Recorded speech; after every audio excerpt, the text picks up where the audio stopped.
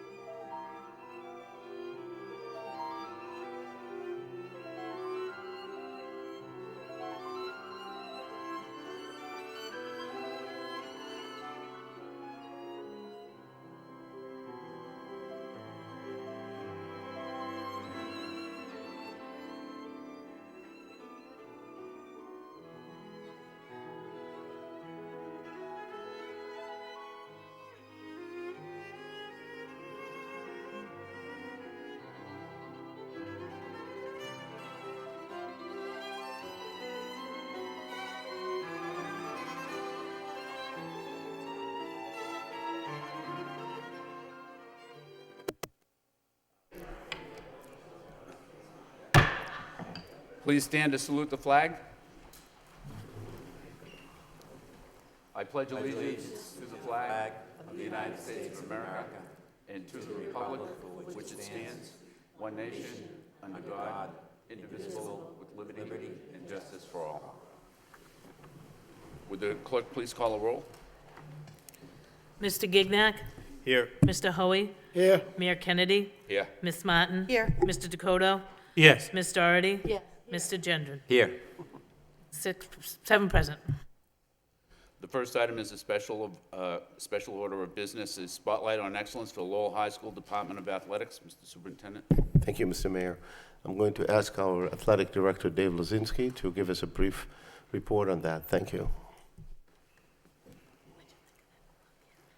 Thank you, everybody. Thank you, Mr. Superintendent, Mr. Mayor, school committee, thank you. Thank you so much for having us here. We do have several of our fabulous student athletes and several of our coaches, phenomenal coaches here. I'd like to introduce to you several of our championship teams. First up would be our boys cross country team. They are Merrimack Valley champions and MIAA champions. I'd like to introduce the coach, Scott Ouellette, and his captains. Coach?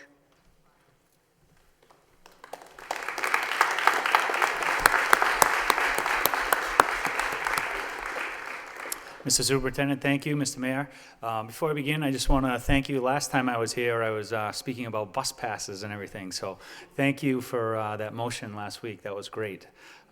Taking care of that for the kids. It was met with a lot of excitement, so thank you. Scott Ouellette, I was myself a Lowell High School graduate in the class of 1997, and this year was able to take over for my longtime mentor, Coach Phil Meyer.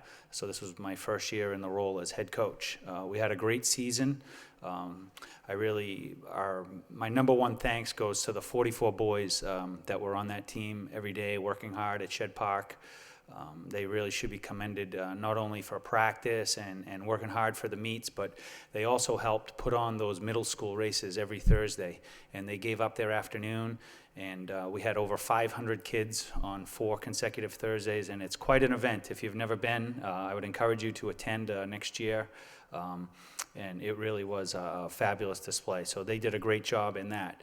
I would also like to give a shout out and a thanks to the 3 coaches that were with us all fall, all educators as well. Nate Kraft, a longtime teacher at the Sullivan School, was an assistant with us. Brian Gagnon, a Lowell High School alum, working as a paraprofessional this year at Lowell High School, doing great work. And then Nick McCardle, just graduating from UMass Lowell, just in his first year as a teacher at Lowell High School, and all indications doing an amazing job. So I definitely need to give those 3 a shout out for great work. At this time, I'd like to bring up the 2 captains, and I'd like to lead off with Matthew O'Neill.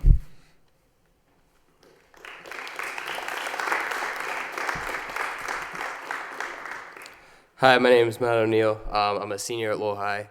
I came from the Sullivan Middle School. Coach Kraft always there. I spent 4 years in the cross country and track program, and besides running, I'm also the class vice president. The best part of this, being part of this team, is the experience and relationships that you have. And over the past 4 years, it's probably been one of the greatest decisions I've ever made to join this team. You really just build a family with everybody, and I wouldn't trade it for the world. And I'm proud to be a leader of this team and a part of this team, wear the colors, because everyone on this team has heart. We come to practice every day. We work as hard as we can, and it really shows in the races. Everyone strives to do their best and improves every single day. Like Coach always says, we want to get 1% better every single day, and the heart is what really gets us there. I just want to thank everybody for the support that we've had, and without any of it, we wouldn't be what we are today. Thank you.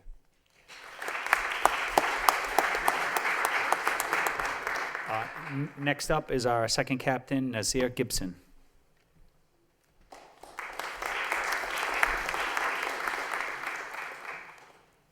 Hi, my name is Nazir Gibson. I came from the Green Knowledge and Robinson Middle School.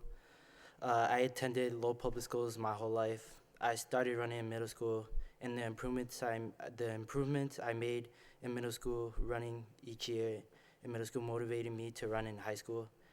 Running is a big part of me, and I am proud to run for such a diverse and caring team. Running also motivates me to get good grades in school and to keep up in my classes. And I plan on attending UMass Amherst. That's my #1 school for college. And I'd like to thank you for the support and for allowing us to compete at the highest level of competition this year. Thank you.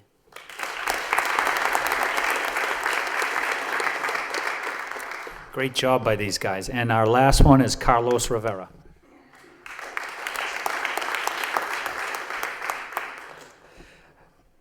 Hello everyone, my name is Carlos Rivera. I came from the Bartlett School and I am a senior. Going to high school, I never wanted to do cross country because I didn't really like it in middle school, but the second I joined practice, Coach O got me into it and I'm honestly in love with it ever since. It was a really good season. We had our ups and downs. The fact that we didn't come out with the goal that we wanted to achieve, it's honestly just fuel for the fire for these next 2 seasons. I'm proud of this team and everything we've accomplished, and it honestly cannot go unnoticed that we're doing stuff that other teams only dream of. I'm glad that I have a family behind me, basically, that I could call brothers, sisters, all that. They're such a diverse and tight-knit group that, like, I honestly wouldn't want to do it with anybody else besides them. So thank you for your time, and that's all I have.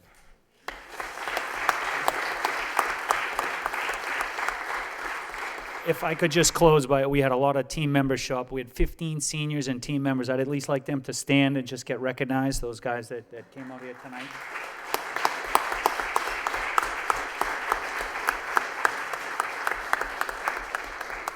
Thank you, everyone. This is a great thing, and we really appreciate it.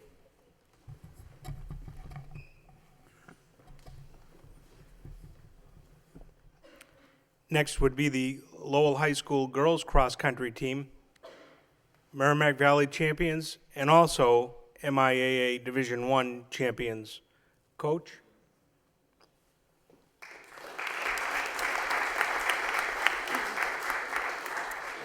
Thank you, Dave.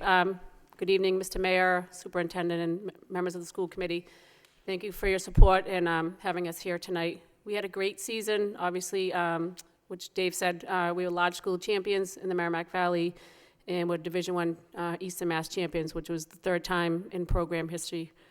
I'd like to introduce just the members of the team. Just have them stand up, please, girls.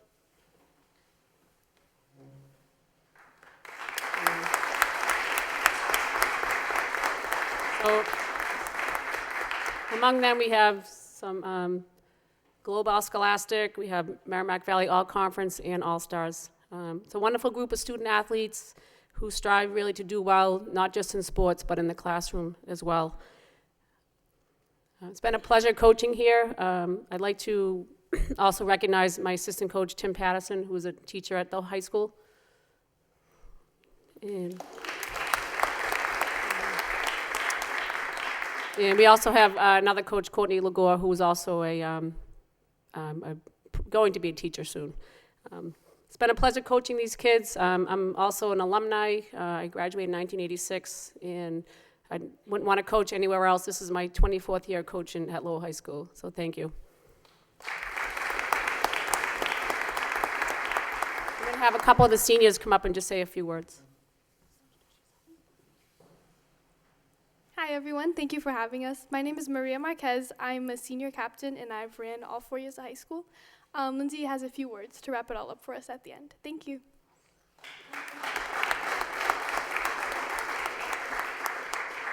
Hi, I'm Lindsay McMahon. I'm also a captain. I ran for 4 years. And we just want to say thank you to Mayor Kennedy along with the school committee officials for allowing us to be here and supporting us through this whole thing. We had a great cross-country season and we're really looking forward to the next 2 track seasons. So thank you again.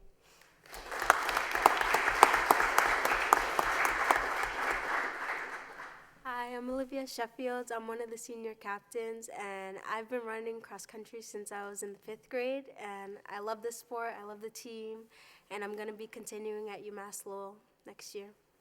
Thank you.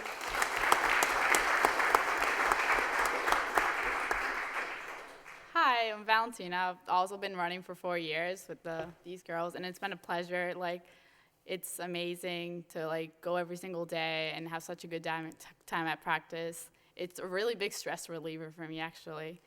And I just want to say thank you for everything and having us here.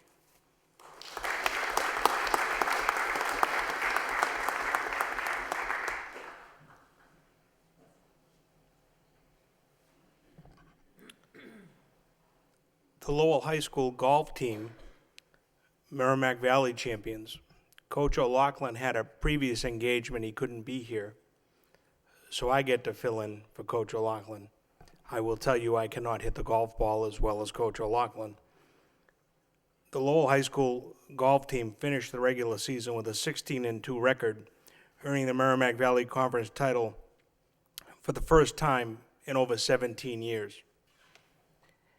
In the postseason, the Red Raider Golfers placed third in the MIA Division I North Sectionals. Captain Eric Roy, who you'll hear from tonight, finished second in the MVC tournament at Vespa Country Club and was undefeated in match play. He shot a 74 in the MIAA sectionals and qualified for the MIA state finals. Trevor Green and Eric Roy were named to the MVC All-Conference team, and Patrick Cody and Brendan Broderick were named to the MVC All-Star team. Coach Richard O'Loughlin received the MVC Division I Coach of the Year. Eric Roy would now like to talk to you. Eric?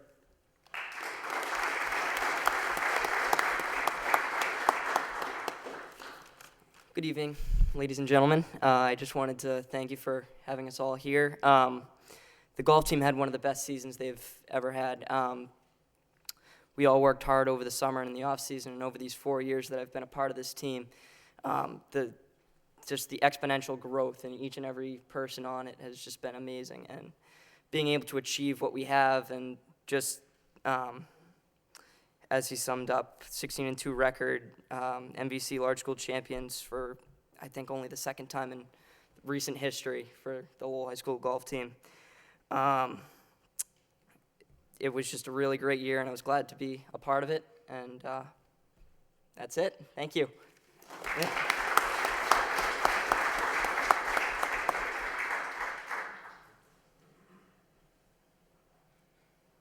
The Lowell High School boys soccer team, MVC champions, and their coach, Coach Betancourt. Coach?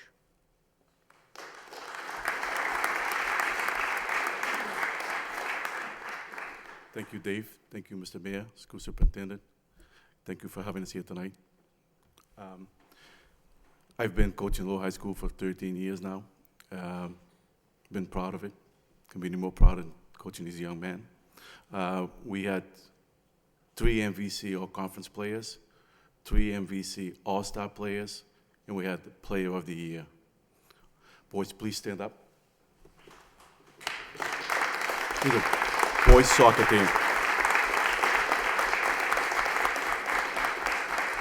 Will the captains please come up?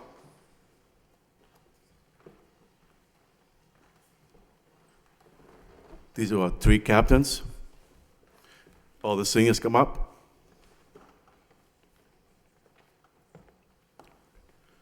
I want you guys to introduce yourselves. Hello, my name is David Jamina. I've been playing LHS soccer for 4 years now. It was an honor playing on this team, you know. My freshman year I came in, it was a phenomenal team, but I'll be honest with you, I was on the bench the whole time, so. But, you know, it was still a good experience, you know. I watched those good players and it impacted me, you know. You know, my next 3 years I've been working really hard over the summer, off season. Right now I'm actually glad, you know, to be a senior and be recognized by my coaches, my teammates, and I'm also putting an impact on other people. I won Player of the Year, which is an honor. I don't feel any remorse, any guilt, because I worked hard for it. I'm a defender. had the most goals on the team, 8 goals. And, I just go home and pray to God, thankful that I can play the game, Some people can't even play the game, and I'm happy I can do that. And honestly, for these guys, it was a team effort. Couldn't do it by myself. Other people had to score for games. Some people, they had to talk to help the team get better. And I'm really grateful for that. I hope next year they can do better too. We're looking for a 4-time championship. I wanted to go 4. We won 3 in a row. Let's go 4. We can't stop. So I want to say thank you for all that.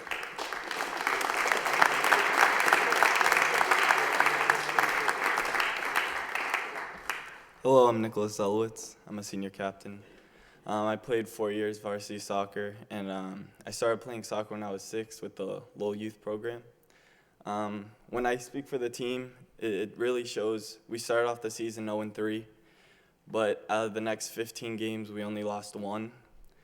We're a strong group of guys. We go to practice, we work hard, and I know I can speak for all of us when I say it's an honor to serve Lowell. Thank you. I plan on attending Bentley University.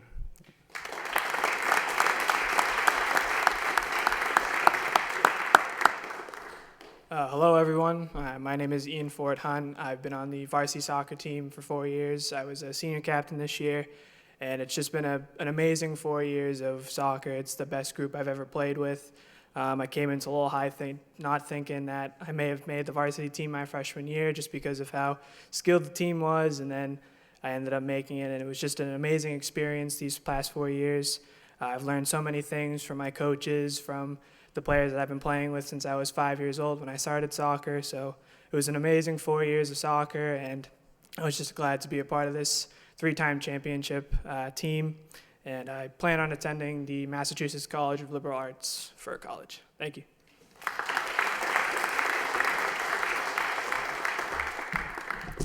Good afternoon, everyone. My name is Zuhair Syed, and I've been on the soccer team for 4 years now at Lowell High. And what I can say about the team is, like Nick said, we started off pretty rough. But what I've learned throughout the season is that we're a bunch of fighters, and we won't give up till the end. And just playing soccer my whole life since I was 6 years old, it's a journey I'll never forget, and it's taught me a lot, especially playing for a city like Lowell. Thank you.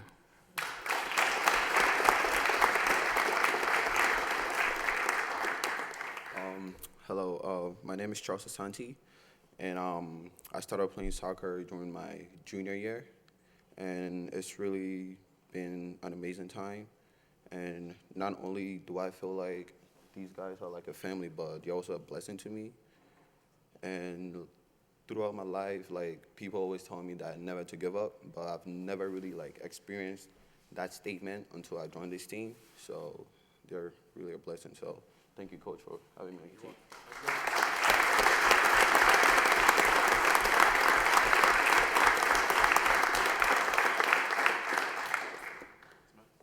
I'd like to add one more thing. Mr. Mayor, nice to meet you. Actually, me and you met a few months ago. I was with Bill Samaras with my dad, because we were helping him with the city council, all that stuff. So I was going to say, thank you for, being an impact for him, because he's also helping me out with my college, issues. So thank you so much for that. He's working hard to get me a scholarship. He's working with Coach Bill too. So I plan to attend Salem State University. My major is communications and journalism, and I intend to make an impact for myself and for the city of Lowell, because this is where I was born here, and I want to represent. So thank you all for standing up for us.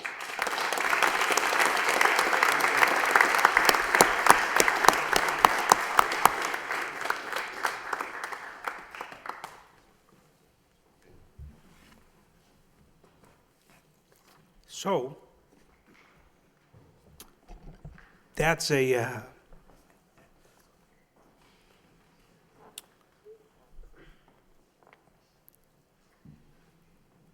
sampling of 700 of our finest fall student athletes.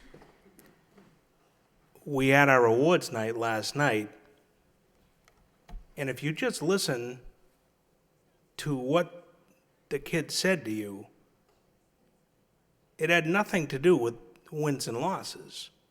They talked about family, diversity, honesty, which is a beautiful thing. And that's what gets us up in the morning. And I just want to thank them for doing that. So, guys and girls, thank you.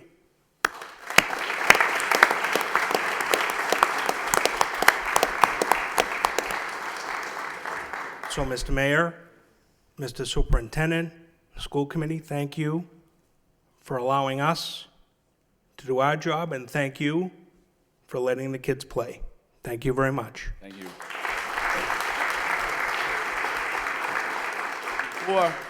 Before you leave, could each of the teams come in separately and we can take a photo inside the rail? Would that be okay? So, and we'll start off, I guess, with, in the Mr. order Mayor? that they, yes. Is it okay if we make a comment before we do that? Yeah, sure. Is that all right? Absolutely. Thank you, Mr. Mayor. I just wanted to, as the chairman of the athletic subcommittee, a member of the school committee, a graduate of Lowell High School, listening to these kids can't help but make you proud to have them on the field and on the course representing us. You guys are truly great examples of your school and your teams, and I hope that you keep up your dedication to the sport. To be as good as these guys are, we have 4 MVC champions here. Okay, to be as good as these guys are takes dedication and commitment. It's not just showing up to practice starting in September. It's a year-long, lifelong commitment to these kind of activities. So I just want to congratulate all of these kids for doing that. And I wanted to make one comment on the cross-country teams, the girls and boys cross-country teams. In the history of Massachusetts sports, since we've been keeping records, no school has ever had both their boys and girls cross-country team win the MIAA Division I Eastern Mass Championship. And here at Lowell High School, we've done it 3 times. And I think the past 5 years, 4 or 5 years, that's incredible. Nobody's ever done it before, but here at Lowell, we've done it 3 times, and we did it again this year. So the program that has started, is in place in cross-country is truly the envy of the state. It's one of the most incredible programs this school has ever had, the school has ever seen, and we're known around the state as a cross-country powerhouse now. I was at the state championship at the All-State Championship down in Rentham this year, and the boys narrowly missed yet another state championship by a handful of points. They finished second in the entire state out of 350 schools. And if you went by the tent, it was despair. It was just, people were broken up in despair. It was everywhere. And there was a young man there who had graduated from another school. He was a friend of a former alum of Lowell High. And he obviously ran high school cross country. And he came by the tent, looked at these kids, and he said, "Didn't these guys just finish second in the state?" But it's all relative, right? And from his perspective, second in the state, he would have died to finish second in the state, and most schools would. But in Lowell, we expect championships, or else there's despair. So I just want to congratulate everybody for the efforts they made, and the coaches. The coaches get a little stipend, but I think it turns out to be about 2 cents an hour or something like that, because the dedication required from the coaches is also incredible, and the time that they put in. You don't do it for the money; you do it for the love of the sport and the love of these kids. So I want to thank the coaches for putting in the time that they put in as well. Thank you, Mr. Mayor. Thank you.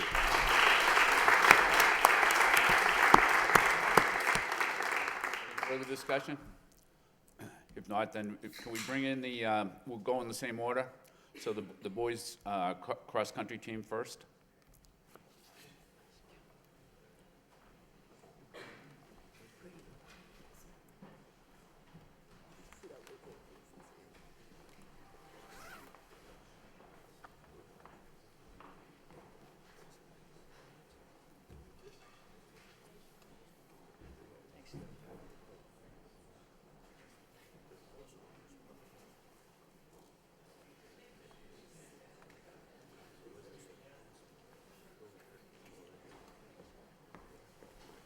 Jeez, I almost forgot.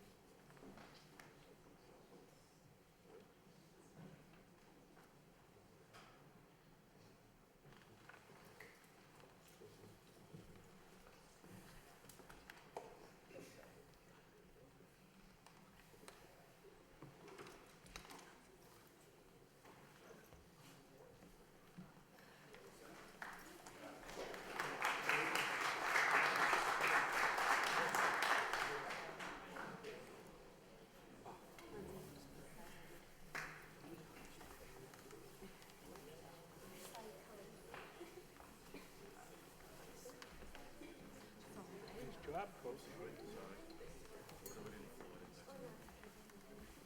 job, Coach.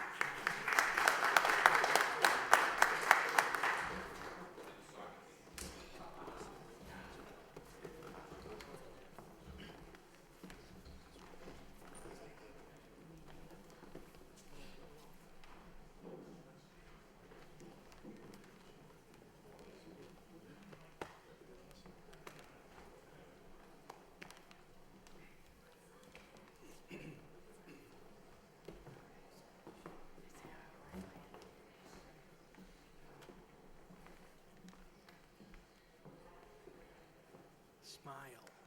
Smile. Say cheese.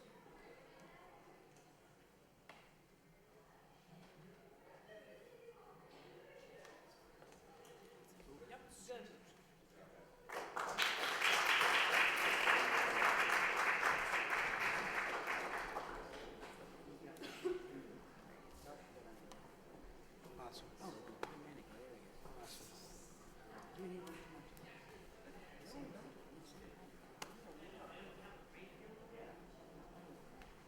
Proud of you. Proud of you. Proud of you. Proud of you. Proud of you. Proud of you. Thank you. Okay.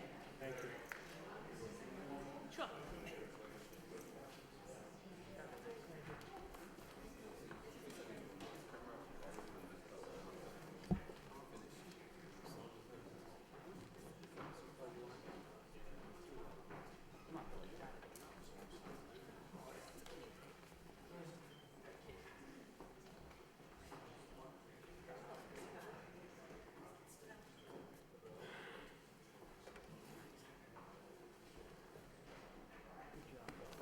Thank you. Get it right on by? Can you go with me, right?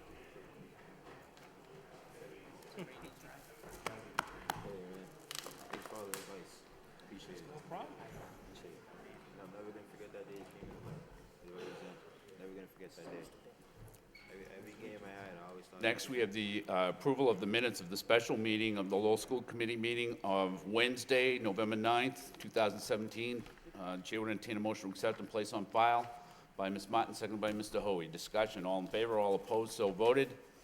And we have approval of the minutes of the regular school committee meeting of Wednesday, November 15th, 2017. Motion by Ms. Martin, seconded by Mr. Hoey to accept and place on file. Discussion, all in favor, all opposed, so voted. Next, under permission to enter, do we have a motion to approve? Motion approved by Mr. Gendron, seconded by Mr. Dakota. Mr. Gendron. Thank you, Mr. Mayor. I had a question on this, Mr. Superintendent. We have a couple of transfers here regarding transportation via the McKinney-Vento Act. And I wonder if you just explain to us how that works. We're transporting these kids to the Boston Public Schools and to the Malden Public Schools, and I'm just not 100% sure about what that's all about. Thank you, Mr. Gendron.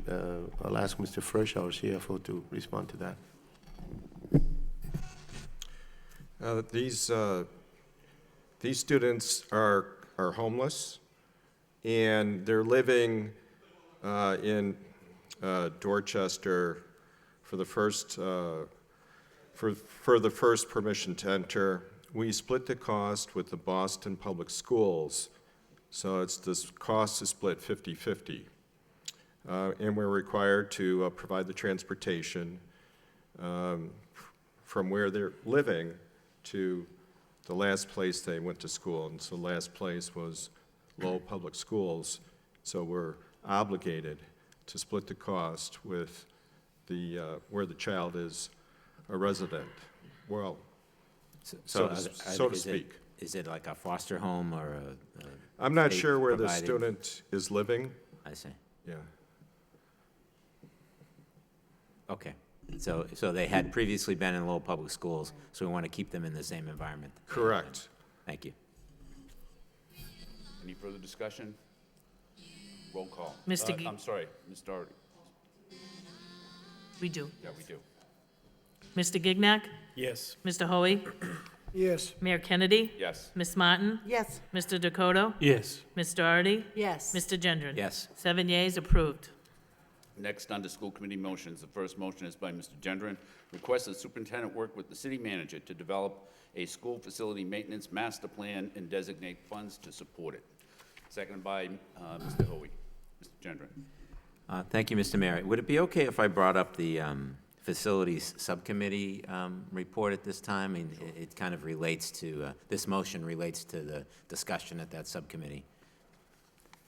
So that's also on the agenda later tonight. It's okay if I do that now? So if there's no objection from the school committee, then we'll take up both of these simultaneously. Hearing no objection, Mr. Gendron. Great. Thank you, Mr. Mayor. We had a facility subcommittee meeting last week. I was attended by myself, Mr. Hoey, and Mr. Gignac, members, as well as Mr. Dakota, Ms. Doherty, and Ms. Martin, who also attended the meeting, as well as Mr. Frisch, Mr. Underwood, Mr. Bellegarde, and Mr. Green from the city of Lowell. We had an excellent discussion, I believe.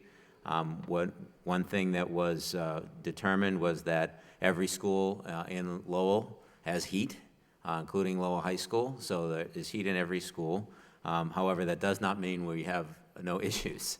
What we determined were there were 14 boilers across the city that were not working. However, all of these boilers were redundant systems in schools. And of course, we want to have our redundant systems working so that if there is a problem, we're not out of school as we head into the winter. So I think that we had a plan put together that would, we had asked Mr. Underwood and Mr. Frisch to provide for us a plan and a timeline for which to get those boilers up and running. And if it's okay, Mr. Mayor, I think I'd like to ask Mr. Frisch to give us some information on that. Sure, I'd be happy to, Mr. Gendron. We had a meeting after the facilities subcommittee with city officials, and we brought up about the 14 redundant boilers. And Mr. Green was there, Jimmy Green. He's the DPW commissioner. And he was saying that he would get these boilers back in working condition before the end of the Christmas break, so by the end of December. So that seemed like a good timeline, and we'll follow up with Mr. Green, and Mr. Underwood will see that that gets done. Okay, thank you, Mr. Frisch. So that's good. By the end of December, we'll have not only all the schools with heat, but all the redundant systems up and running, just in case there's further difficulty. We continued on to talk about the high school system specifically. It's a very complex system, since we have several buildings down there and several different types of boilers and several different types of controls. So there is a need to do a software upgrade on the control system for the heating systems at Lowell High School, and also provide some training for our maintenance folks regarding how to operate it so that we can keep everything balanced there. There was a cost of about $41,000 for that software and for the training. And then there was additional monies required for parts, components to that control system, totaling $197,000. And there was a motion at the meeting by Mr. Hoey, seconded by myself, to direct Mr. Underwood and the superintendent to move forward and work with the city to purchase these upgrades so that that system at Lowell High School would be functioning in the future. And I know that Mr. Frisch also provided an update for that as well, so would you mind giving us that update, Mr. Frisch? No, I'd be happy to, Mr. Gendron. We had, at the meeting, we had learned there's $300,000 of funds available for the different controls. for the heating system. And I just checked with, before the meeting, I checked with Mr. Underwood, and his update is the heat in the building, in the high school, all the rooms have heat. That the only place that has fluctuating heat is the gymnasium. So he indicated he put in a request to meet with the city officials to determine what's the best use of those $300,000 and which controls do we need to move ahead on. So we want to have, the sense of urgency has diminished, and we want to be thoughtful and reflective on the best use of those dollars. So we're still under study in terms of the next course of action at the high school.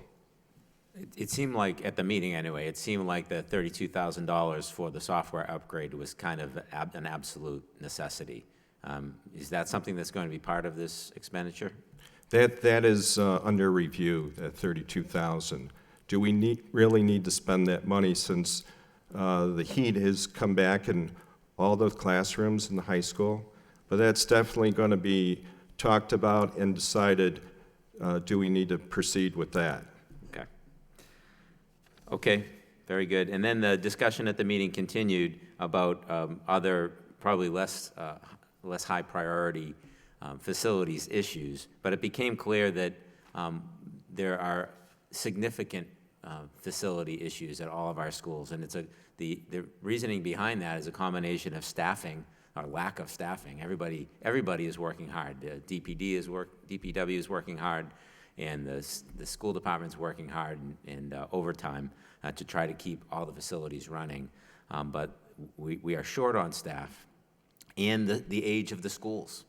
We have a situation in Lowell where we're lucky enough to build 13 new schools back in the mid-90s, but those 13 new schools now are 30 years old. So it is getting to the point where their systems are starting to break down, things are starting to break all at once. So we kind of hit a perfect storm here with regard to facility maintenance. So that led me to the motion that is on, before I go into that motion, that'll be the end of my subcommittee report, so I'll offer that as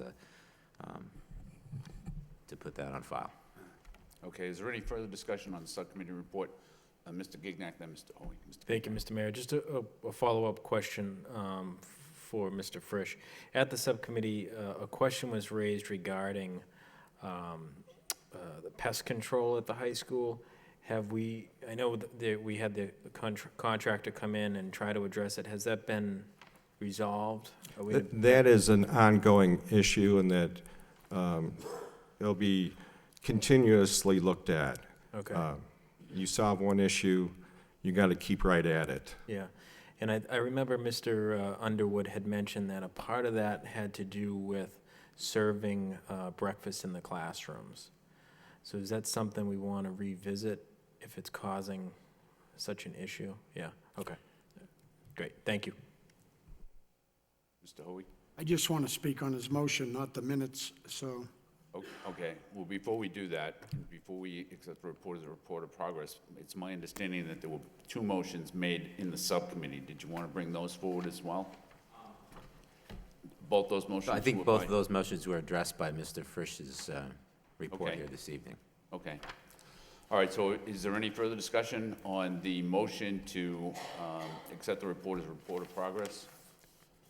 First of all, we need a motion by Mr. Gendron, seconded by Ms. Doherty to do that. Any further discussion? All in favor, all opposed, so voted. Now on the motion, Mr. Gendron. Thank you. So the motion is requesting the superintendent to work with the city manager to develop a school facility maintenance master plan and designate funds to support it. As we just outlined, there are ongoing issues, a multitude of issues, and they're ongoing. They just need to be addressed on a regular basis, and there really has to be a strategy with regard to how we do this, because right now we're working in emergency mode.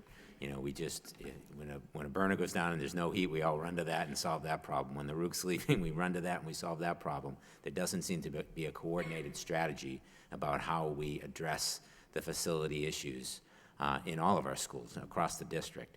So I feel it's a good idea to work with the city manager and come up with a strategy, priority, levels of priority on the strategy, and find a way to fund it, because a strategy doesn't do us any good if we don't have the funds to support it. And that could be staffing, it could be supplies, it could be whatever it might be. But this is an issue that has to be addressed. We cannot continue to go through this craziness every time the winter comes around, because that happens every year. So that's the motion. Okay, any further discussion on the motion? Mr. Hoey? Yes, I'm going to have a hard time, Steve, supporting this motion the way it's written, because it sounds like we're asking the superintendent to, designate some funds to support it. I think what you've done already in your subcommittee for facilities, you've already accomplished everything we're going to need. I know you only got another meeting or two left to go, but your facility subcommittee offers some of the stuff that I said, what Mr. Gignac said, and then Ms. Doherty with her motions. I think, and the superintendent, I think, was the first one that said something about indirect cost and maintenance of effort. And I actually think that process is already on a roll. I think it's because of your subcommittee and what was said and what we've done since then. And the motion, to me, just doesn't reflect that. And I'm sorry, I just can't, the way it's worded, I have a hard time with it.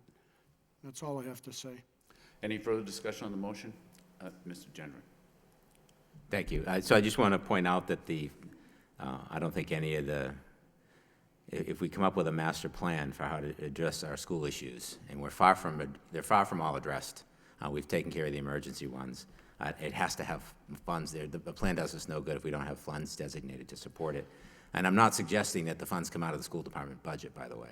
Right. I think it's the city's responsibility to provide the facilities and to support the facilities. That's why I'm asking the superintendent to work with the city manager to develop this plan and designate funds to support it, because we can't do it on our own, because the city owns the schools, they're the landlord, and they need to provide the funds to support these facilities going forward. So that was my intention, not just to pull it out of the school department budget. Thank you. If I could, before the discussion goes on, I'd just like to remind the school committee, and I know we had a discussion on this about a year ago, that the city council 2 years ago appropriated, I think it was $475,000 out of the capital budget for school building issues. And it's my understanding that most of that money has not been expended, so it's still available. I'm not sure if the $300,000 that we were referring to is part of that 450, or if it's in addition to that. Is part of that? Okay, so there's $300,000 left, but I do think that any meaningful amount of money is going to have to come out of a capital budget. It's not going to be able to come out of the school department budget or the city council operating budget. So I would imagine that anything that happens along these lines and money that's appropriated, the school committee and the city council would have an opportunity to vote on it at another time. And so if you weren't happy from where the money came from, you'd be able to address it at that time. But I think everybody recognizes that this is like a big problem and has been a problem for some time. And so this motion seems to move the issue forward. Ms. Doherty. All right, thank you, Your Honor. I agree. I think this is very important, this idea of having a plan. That's what appeals to me. Figure out what the priorities are and have a plan. I would just make a friendly amendment to the motion, if my colleague's okay. After "and," so it says, develop a school facility maintenance master plan and the city, add the two words, the city, designate funds to support it. And I think that would clarify, I would think for my colleague, Mr. Hoey, his concern. We are not in any way expecting that we will pay for it. In terms of the further discussions down the road about maintenance of effort and indirect costs, I don't think that this supersedes any of that either. It's just a separate thing saying we need a master plan, a strategy of what problems we're going to attack in what order, and a strategy for how we're going to fund it. So that's my friendly amendment. I don't know if I have a second on that. Does that amendment work for you?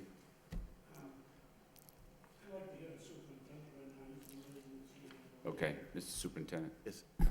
Thank you, Mr. Mayor. First of all, I apologize for my voice, but maybe we can just fix that very simply instead of amending additional language. If you notice, these two motions, 6.1 and 2, are the same. One is to ask the superintendent, and the other one is to ask the mayor to request.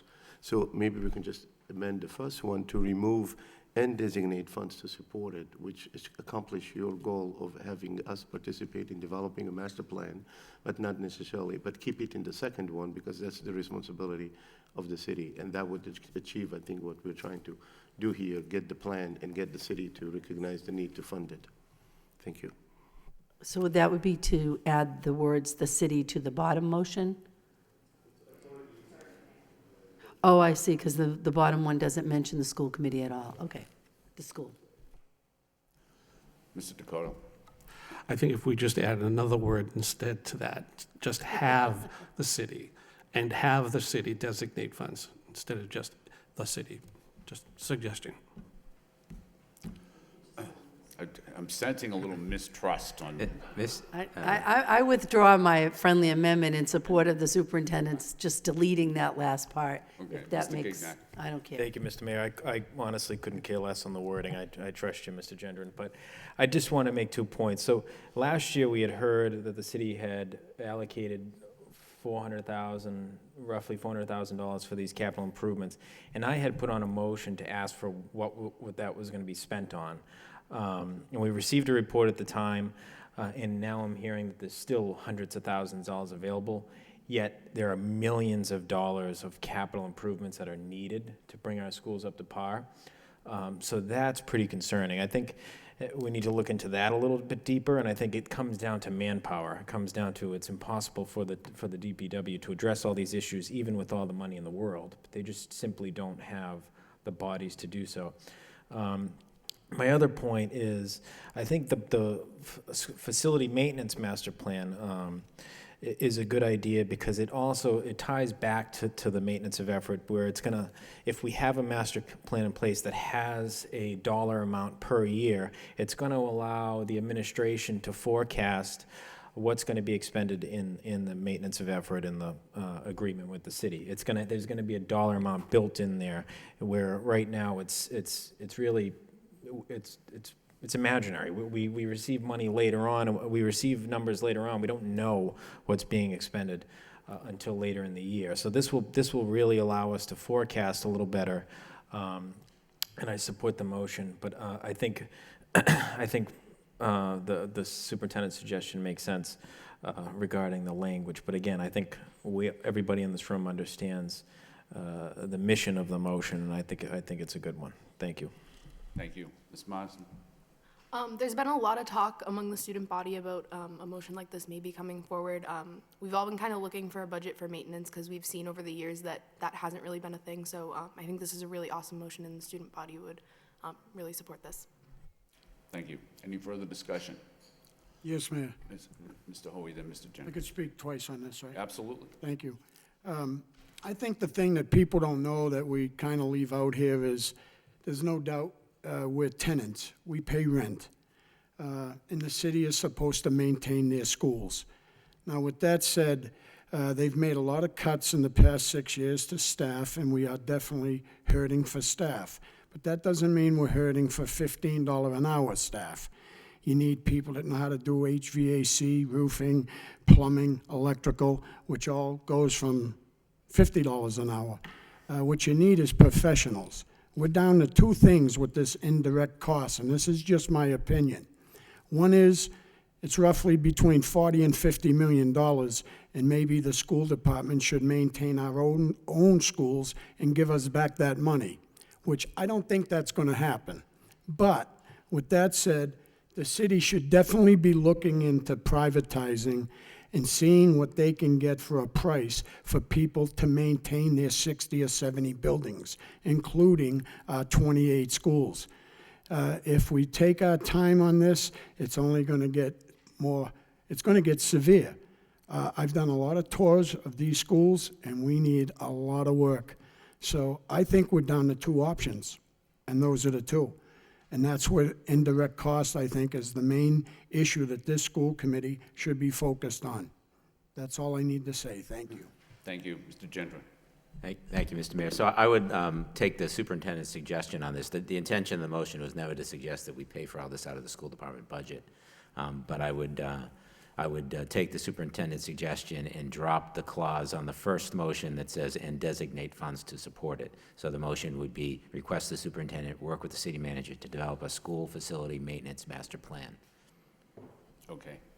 Is there any objection to that being deleted from the motion? Hearing none, so the motion will be as just most recently stated. Any further discussion on the motion? All in favor of the motion, all opposed, so voted. The next motion is by Mr. General. Request that the mayor bring the same motion before the city council, work with the city manager to develop a school facility maintenance master plan and designate funds to support it. Second by Mr. Hoey. Any discussion on that motion? All in favor of the motion, all opposed, so voted. The next motion is by Ms. Doherty, request an update on the Pathways to Licensure program. Seconded by Ms. Martin. Ms. Doherty. Thank you, Your Honor. It looks like some of this information has been included in the reports we got from personnel. So I don't know if there's any additional information that the HR department would like to include with that report. I think we should refer those reports for a future personnel subcommittee meeting anyway, but I think it's pretty standard what the report's looking for, the information. Okay. Any further discussion on the motion? Mr. Gignac. Can we ask if the HR wants to just report on it tonight, if they're prepared, or do you want a formal written report? I'm fine with her reporting on it tonight. She's here if she wants to. Well, Mr. Superintendent. Yeah. Thank you, Mr. Mayor. I was just going to ask something similar in the sense that I know that a lot of the information that in this one and even the next one is maybe in those reports presented today. Are we keeping these motions or not? Because once a motion is in, it's going to hang in there, and it means to us to designate somebody to write a report and spend time on it if the information... I think we can withdraw it. Okay. Because I think it was covered in the report that we got. Good. So if she wants to speak on it, that would be great. Thank you.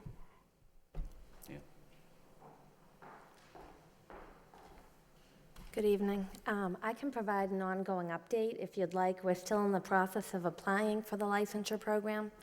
We're starting the program in January with an MTEL prep course for some of our paraprofessionals that are interested in participating, so we can provide an update on a regular basis. Okay?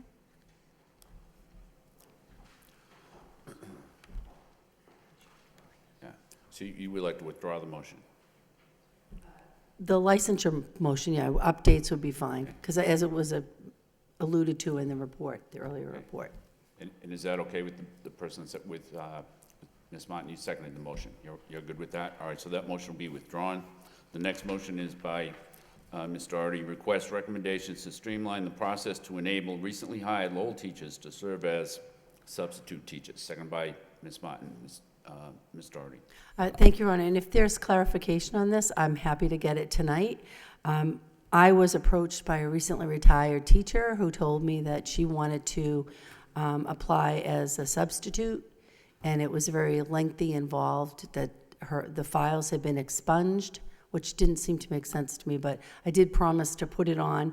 I know we have an ongoing issue with getting substitute teachers. I would assume our retirees are the best possible substitute teachers we could get. So that's why I was asking if we could streamline the process so that recently retired Lowell teachers can we know what their accreditations and certifications are. There should be a very streamlined process for that. Thank you. Mr. Superintendent. Thank you, Mr. Mayor. Yeah, first of all, I do agree with you. We are in need of subs. They've done a great deal of work to recruit subs. They're reporting on it today. But I don't believe that necessarily that the process incumbents them or anything, but I would recommend that if anyone or anyone hearing me is a retired teacher and would want to be a sub and has difficulty with the process, just reach out to us. We'll make sure to simplify whatever it needs and help you in the process. I don't think we need to really write a report on it. I think it helps more to get to the person and help them, and I believe our HR also has some information for you on that, if you would allow that, Mr. Mayor. So we have a large amount of retired teachers that are currently subbing, but we do have a waiting period imposed on us by the Mass Teachers Retirement System.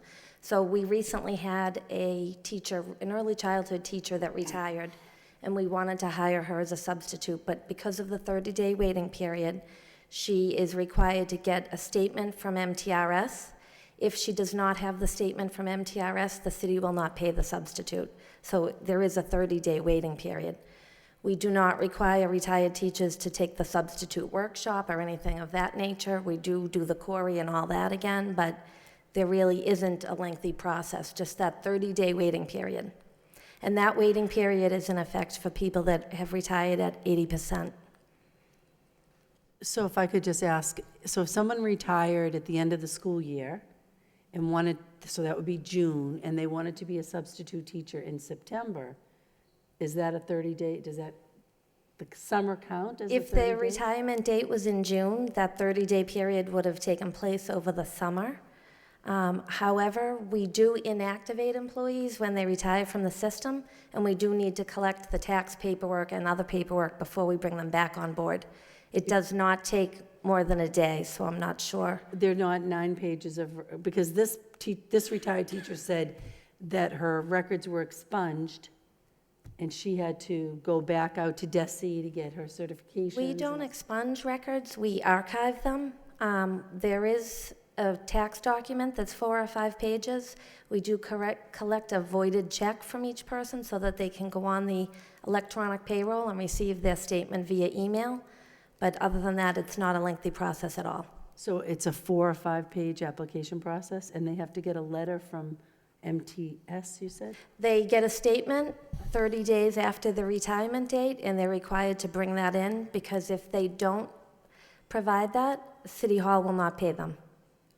It's a requirement. And if I may add, if we violate the 30-day or violate the percentage, because there's another requirement for the percentage, the district will get fined by MTRS. I'm not, I I'm would not just want to explaining violate it. anything. I'm just thinking this teacher retired in June and was trying to be a sub this fall. And as I said, I just had what she told me, that it was, she felt it was a very lengthy form that she had to fill out, pages and pages, so I don't really understand. Please have her come directly to my office. I'll be more than Okay. happy to help her personally, take her to HR and assist her. Okay. Because we are, as you said, we are in need You're of looking subs. for so these teachers, We will right. not turn away any sub if they're qualified and they have the 30 days. We will be, especially if they have retired with us, so that means we know they can teach. Right. So therefore, we will definitely help them out. So the school's department's position then is it's not a lengthy process. We're only following the laws in terms of the waiting period and the statements to show that they have No, met it's not those a lengthy requirements. process, especially if we have a retired teacher, so they don't even have to worry about taking the workshop or anything that we do Right. normally for other. But you wouldn't have to CORI check them if it was in the 3 years of their last CORI check, would you?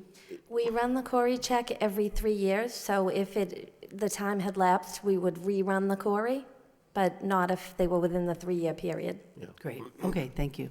And I would ask the same thing, if you indulge me, is to, what are we doing with this motion? Because I don't want to have it again. No, I think I'm fine with this motion, too. We've addressed it tonight. I'm going to reach back out to that retired teacher and ask her to call your office. Thank you, Selwyn. Yes, please do so. So we withdrawing the motion or just passing the motion, but no report because it will just be taken care of? So you want to just pass the motion and just move forward? Whatever is simpler. I don't care. Both are pretty easy. Okay, so we can What's just your withdraw pleasure? it. Let's withdraw it. Okay, and if there's no objection from Ms. Martin, then the motion will be withdrawn. The next motion is by Ms. Doherty. Request an update on the number of students from Puerto Rico by grade level who have entered the district since October 1, along with recommendations for obtaining funding to support those students. Seconded by Mr. Hoey. I Sorry. just seem to be whatever that is, batting zero tonight, because we actually have that report. So I want to amend my motion, because my motion was really to focus on, A, what are the number of students we have from Puerto Rico, because I know after October 1, we don't get funding for those students. And B, which was more important to me, is to reach out and get the funding that we need to get, because I know many of these students are coming in with a shirt on their back, they don't have winter clothing, they're accessing Katie's Closet, that's not even the main thing. They're coming in with maybe needing ESL assistance, where we don't have a lot of supports built in for them. So right now, the report that we all got tonight says we have 69 students, and more coming every day. They're spread out K to 12. So if I could amend my motion, would that be okay? I would like to request the superintendent send a letter on behalf of the Lowell School Committee to DESE and copy our state legislators and Congresswoman Nikki Songus requesting funding for these students. So we're at 69 and every day more coming, and I know there are other communities in Massachusetts that maybe even have higher numbers, and we want these students, we want to help these families, but we need the funds, we need the support to do that. So that would be my amended motion. I don't know if anybody Okay, if there's no objection, then the motion will be as most recently stated. Do we have a second to the motion? By Mr. Gignac. Mr. Gignac. Thank you, Mr. Mayor. A few years ago, I had a motion regarding refugee students and coming in from all over the world, and we had done similar motions asking for federal assistance, and were told that the money was sitting at the state, and we never got any of it. And you know, the Puerto Rican, the folks from Puerto Rico are American citizens, so it's going to be difficult for the state at this time to provide us anything, but it's worth asking. My question is related to the support services. So we received this report. Most of these children are homeless. And are we capable of addressing their needs inside the classroom and outside with the resources we currently have? So at this time, as you can see, the students are dispersed amongst pretty much all of our schools based on their specific learning needs and whether they can speak English or they've tested as a student who needs some additional supports. So we are monitoring that really every day. And actually, we're meeting with principals tomorrow, and this is one of the conversations that we're having with them relative to the class sizes and the supports that we need to be able to provide.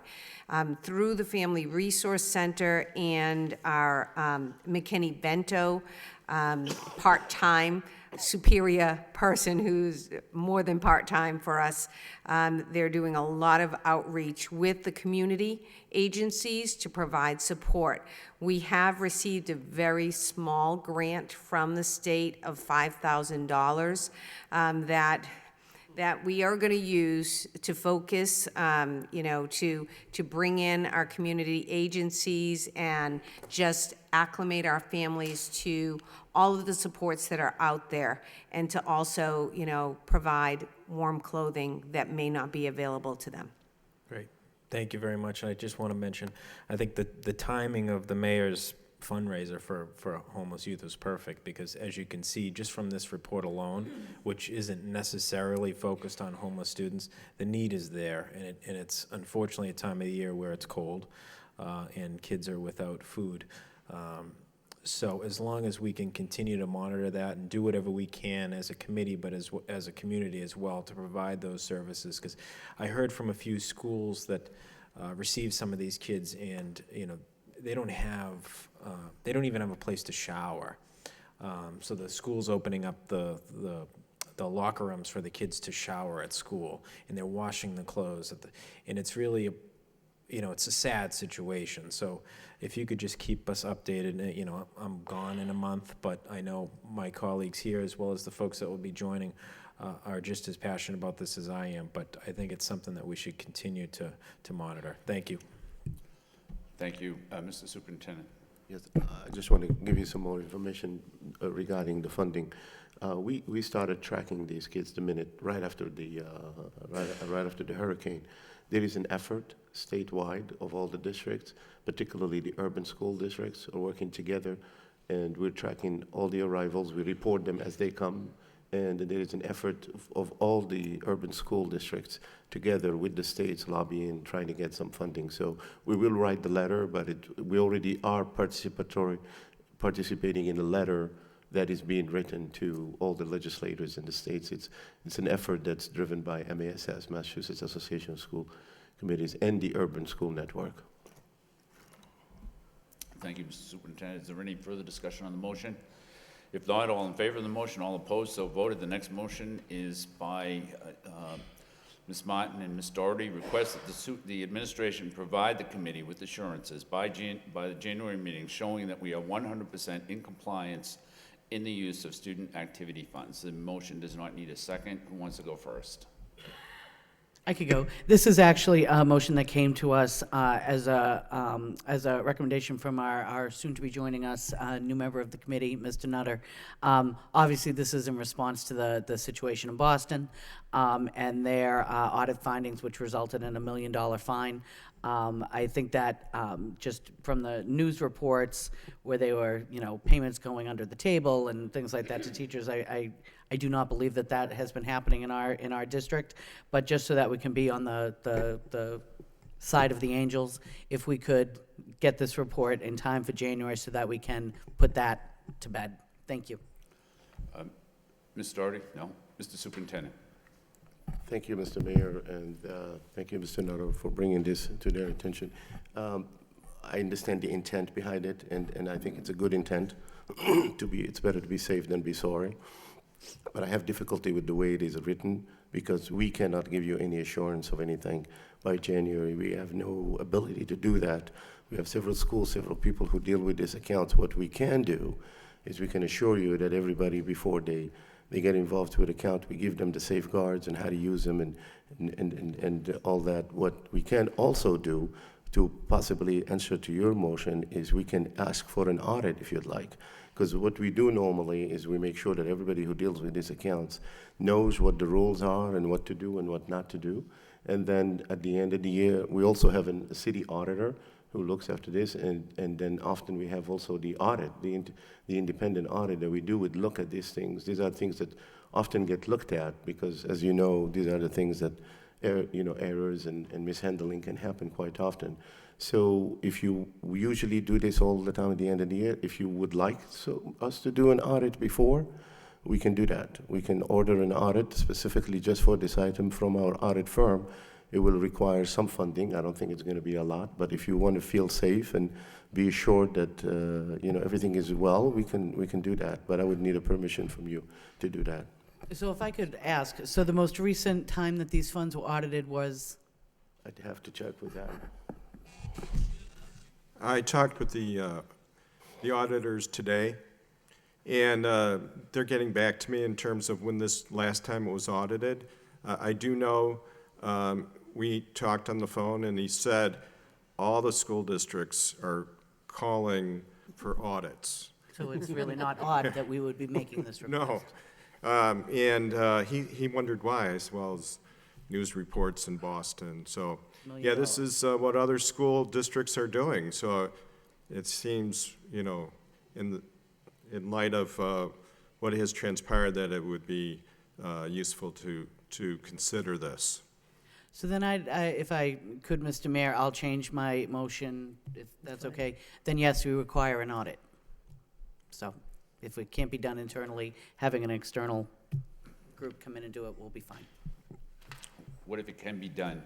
What if the city auditor can Well, I think we've just been told that they can't. So we're going to need to use our external auditing firm as part of, if they haven't done it in recent memory that either of you are aware of, then we're overdue to have it done.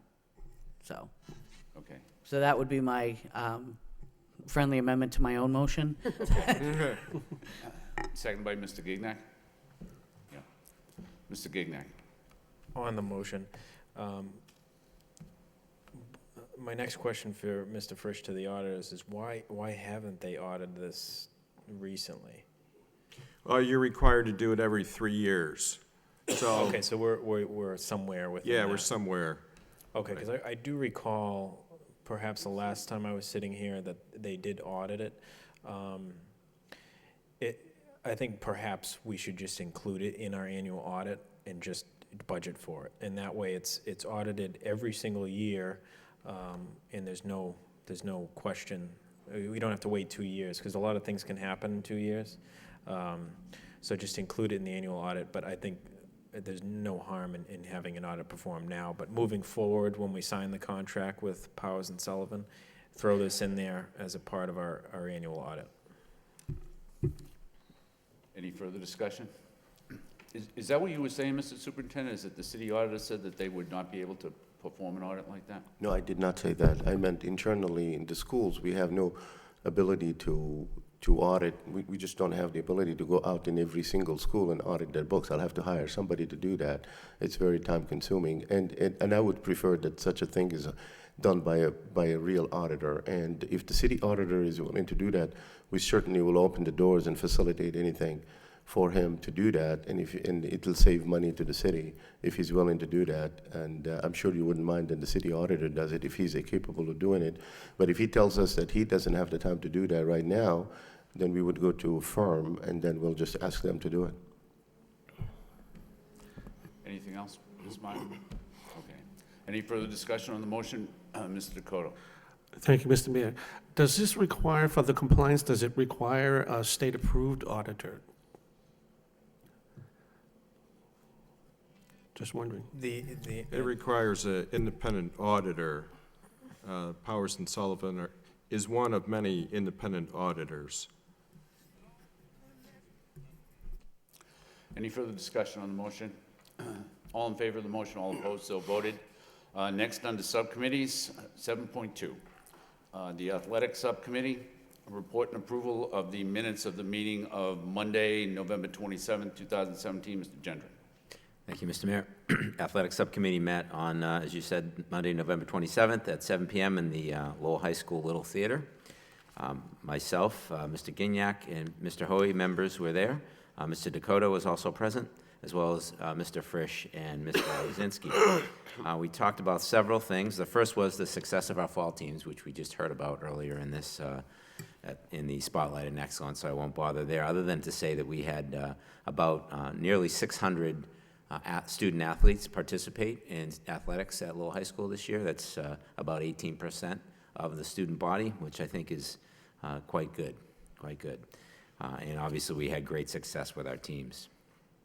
We talked a little bit about the middle school offerings for athletics, which primarily right now is cross-country, and we see how that bears fruit.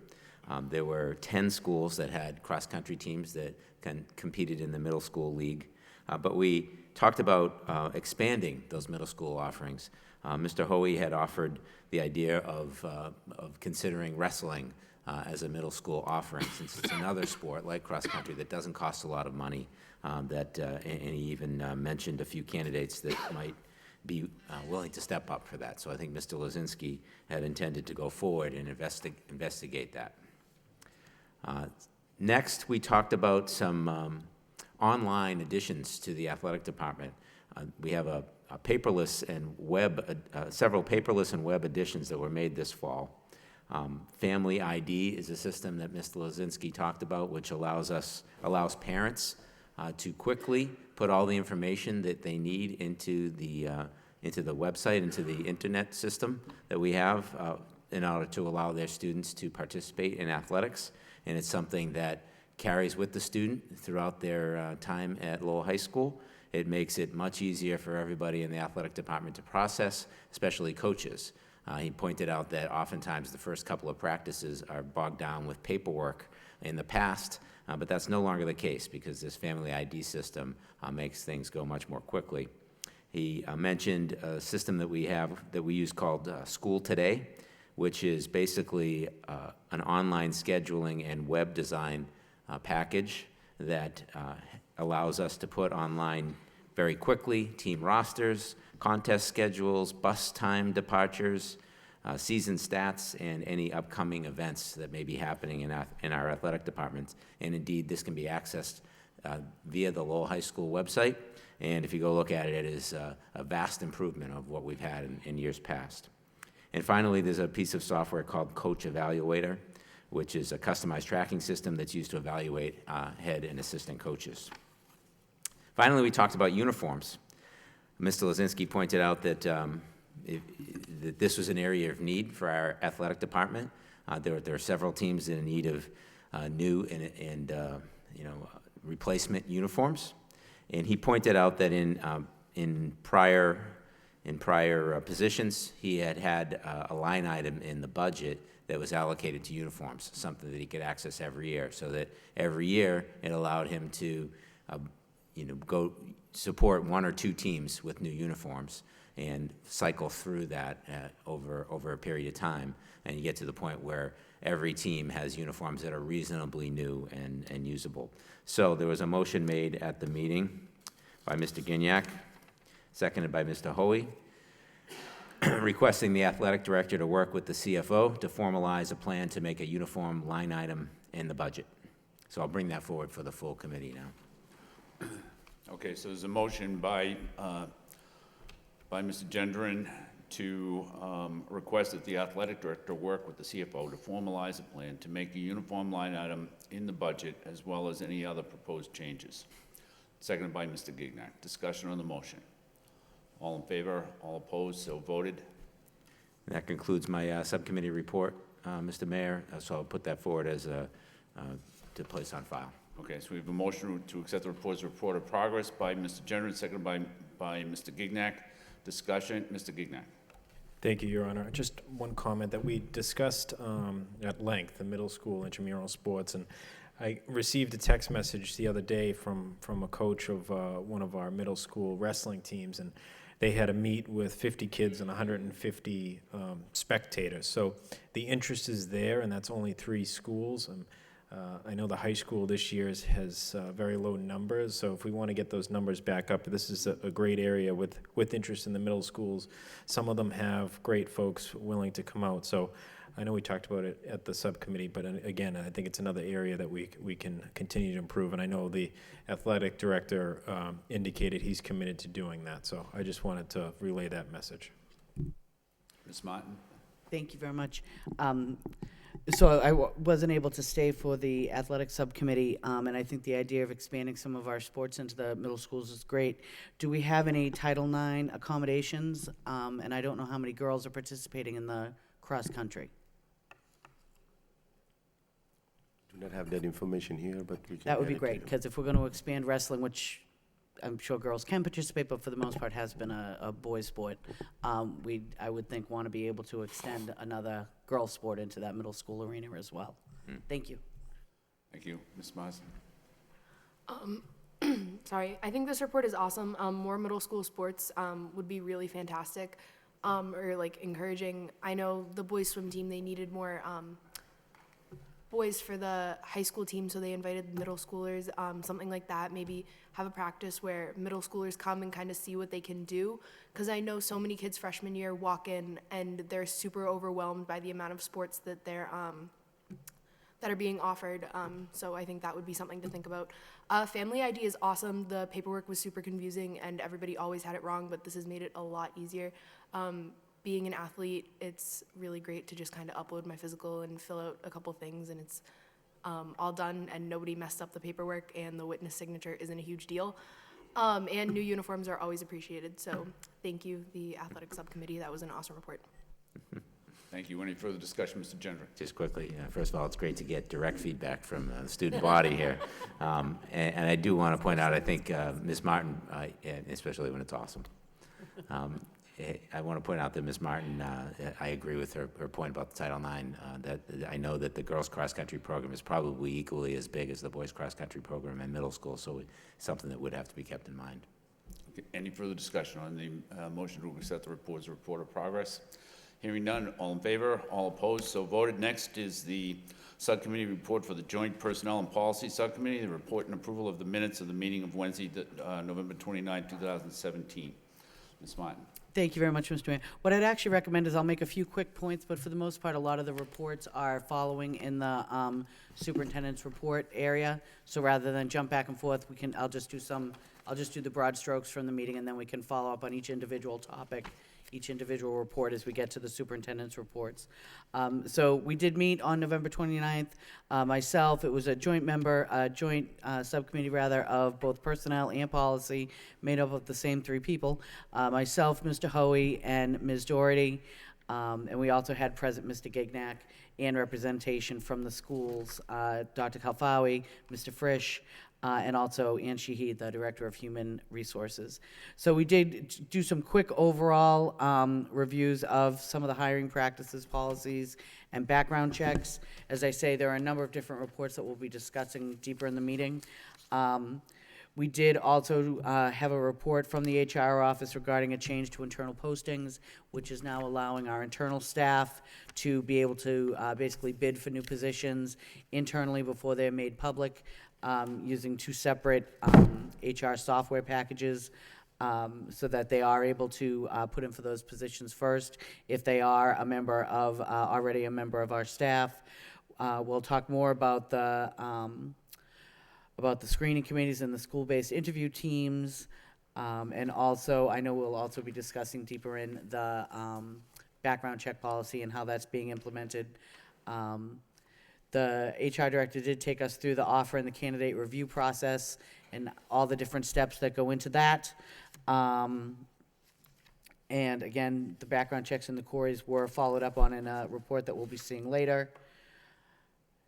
And I think again, one of the key things within the screening committees, we will have a recommendation for 3 or 4, I think, different questions that we'll be including in a survey, so that we'll be able to better glean information from participants in our screening committees as to the quality of their experience and the effectiveness of that practice. So I'd submit that just as a quick report of progress from the subcommittee, and we can get deeper into it as we discuss the individual reports. Thank you. Okay, so we have a motion to accept the report as a report of progress by Ms. Martin, seconded by Mr. Hoey. Discussion, all in favor, all opposed, so voted. Next are reports of the superintendent. And the first one is to establish monthly meeting dates for facilities. Is there any discussion regarding that report? If not, we'll move on to the next report, which is participation for breakfast and lunch school committee. Any discussion? Mr. Gignac. Thank you, Mr. Mayor. Quick question for the administration. Last time we received this report, I had commented on the career academy's low numbers, and it looked like they've improved by quite a bit. Do we know what occurred there? Is it the quality? There's probably several factors. Okay. Attendance. It's all positive. Yeah, though. all positive. It's all good. Great. I would like to request that at our next meeting, we receive a report on how the summer food program went, because I think that was something that the committee was supportive of. And so just to get some figures on that. And another area I noticed on this report, we met with the student leaders of the high school last meeting, and they discussed how they weren't big fans of the breakfast offerings. And as you can see, the breakfast offerings, the percentage at the high school is very low. It's under 30%. And I know Mr. Frisch was going to look into that. So just a friendly reminder that the high school students weren't too pleased. But I know that they were very pleased with Baked Potato Day that, I was so proud to bring back to them. But just another follow-up. Thank you. Everybody likes Baked Potato Day, Mr. Gignac. Any further discussion? If not, we'll move on to the next report, which is the, Mr. Superintendent, I'm sorry. Oh, Ms. Marsden, I'm sorry. Sorry, can I just say Baked Potato Day was a huge hit? Students loved it. Thank you. We were there in force, too, the central office. I will say... Hope you paid. Well, we certainly did. And I will say that it was everything the students thought it was. Fantastic. Okay, the next report is the monthly district enrollment report. Any discussion regarding that report? Hearing none, we'll move on to 8.4, which is a response to Ms. Martin's motion of July 19, 2017, regarding review of the screening committees and hiring process. Ms. Martin. Thank you very much, Mr. Mayor. I do appreciate the information. I would like to see us implement this as part of our we'll be moving into the hiring season as we move into spring. So having a specific protocol for how we administer these surveys, get the information back, I think that would be a great starting point for us to kind of, again, be able to see how effective they are and how people who are part of the process feel about their participation. So thank you. Thank you. Any further discussion? If not, we'll move on to the next report, a response to Ms. Martin's motion of November 15, 2017, regarding the acting head of school for Lowell High School. Ms. Martin. Thank you very much. So having received this response, I would like to say that of the two options, I am very strongly in favor of moving forward with a full search. I'm not comfortable with just looking at the current interim position and without opening this up in a broad way to try and recruit somebody for this position. I know it was challenging the last time and that the first search was not determined to be successful. But I think that it is an incredibly important position in this district. It requires not just the time be put into it, but it also requires that there is a certain public element of an opportunity for parents, students, and the greater community to be part of this process and be able to, again, participate in terms of open events that they're able to attend and be able to really share their priorities for who will take over this position. So I would also, certainly open it up to my colleagues for any opinions as far as whether we simply move forward or if we do require that there be a full search process for the head of school position. Any further discussion? Mr. Hoey. Thank you, Mayor. This issue I had to waste a lot of my time on, make some phone calls. I did get some phone calls from some administrators, people that make over $100,000, let me put it that way, called me yesterday saying that we should go out for a search, just like my colleague just said. And then I did some phone calls to some of my favorite teachers, and this one wasn't Mr. B. I don't want no one to blame him. But I did call a lot of teachers, and I just wanted their opinion. I said, how's it going down there with the new leader of the high school? And I didn't get one negative thing. Off the teachers that I talked to, all I heard was they finally feel like things are moving in a good direction, and the morale is going up. So with that said, I think we just have to be real patient on this issue. We have to look at it hard. I think this lady, she's only been there for what, 5 months, I believe, since June. And when you hear that type of talk coming from teachers, a red flag goes right up on me. I want to know why they feel so good. I think she's doing a great job so far. I don't spend a lot of time down there, but I did make a lot of phone calls. And I was trying to come up with one negative call on the lady, and I couldn't get it. From other people, some administrators, they have big concerns. They want to go out and search the world for the right person. I just think that's more on the superintendent and not the school committee to be making that decision. So that's all I want to say. Thank you. Thank you. Mr. Gendron. Thank you, Mr. Mayor. So that's good information, and but I think that if that's the situation, that would give the current head of school a leg up in an interview, right? I agree with Ms. Martin. I think that this position is a very important role, maybe one of the most important in our district, and I think we owe it to that position to do a complete search and get the community involved in that search. It's something we've always done in the past. We were in a bit of a bind this past time, and I think the current head of school has filled in nicely and has done a good job. Haven't had a lot of feedback on her status, but regardless, even if she's doing the best job we've ever seen, I think we ought to have a search. And if she wants the job, wants to continue with the job, she can interview, and may well be selected given the fact that she's down there and may well be getting support from the teachers. So I think we ought to not waste any time and go forward immediately and start a search process for a Lowell High School headmaster. Thank you, Mr. Mayor. Thank you. Any further discussion? Ms. Doherty.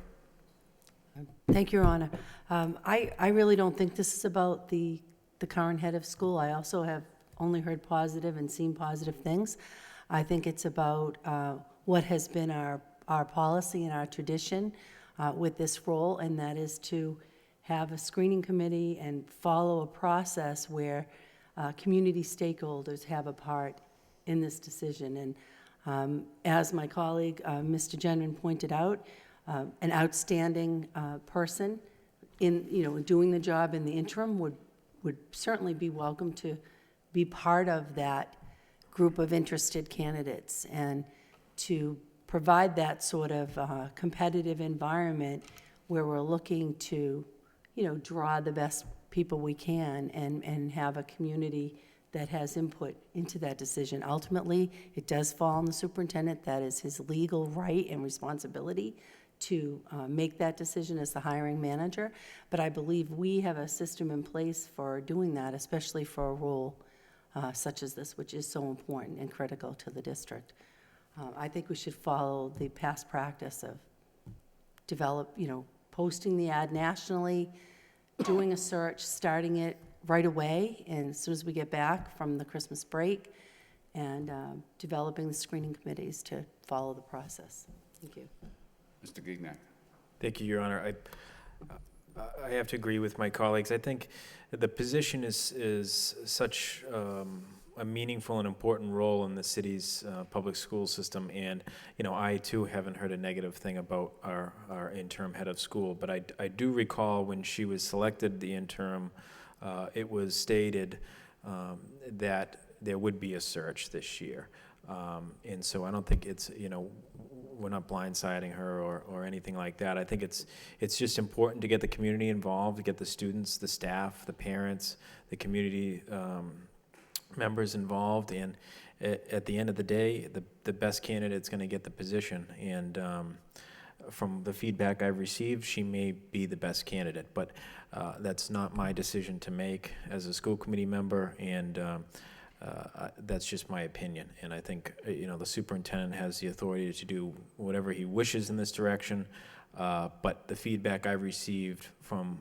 a number of folks in the community, not just school administrators, is that they just want a seat at the table. They just want to make sure we get it right. And I think you made the right choice with an interim, so I have faith that you'll make the right choice for a permanent position. Mr. Hoey. I just want to add one more thing. I thought the superintendent answered Ms. Martin's motion perfectly. If you want to, I don't want to read the whole thing to you because I'm not a good reader, but he has things coming up in the next 2 weeks. His assistant superintendents, they're going to be holding a meeting, talking to teachers and everybody else in between. And I think this is something we should just sit back and let the boss, the superintendent, do the job, do his job. That's it. Ms. Martin. Thank you very much.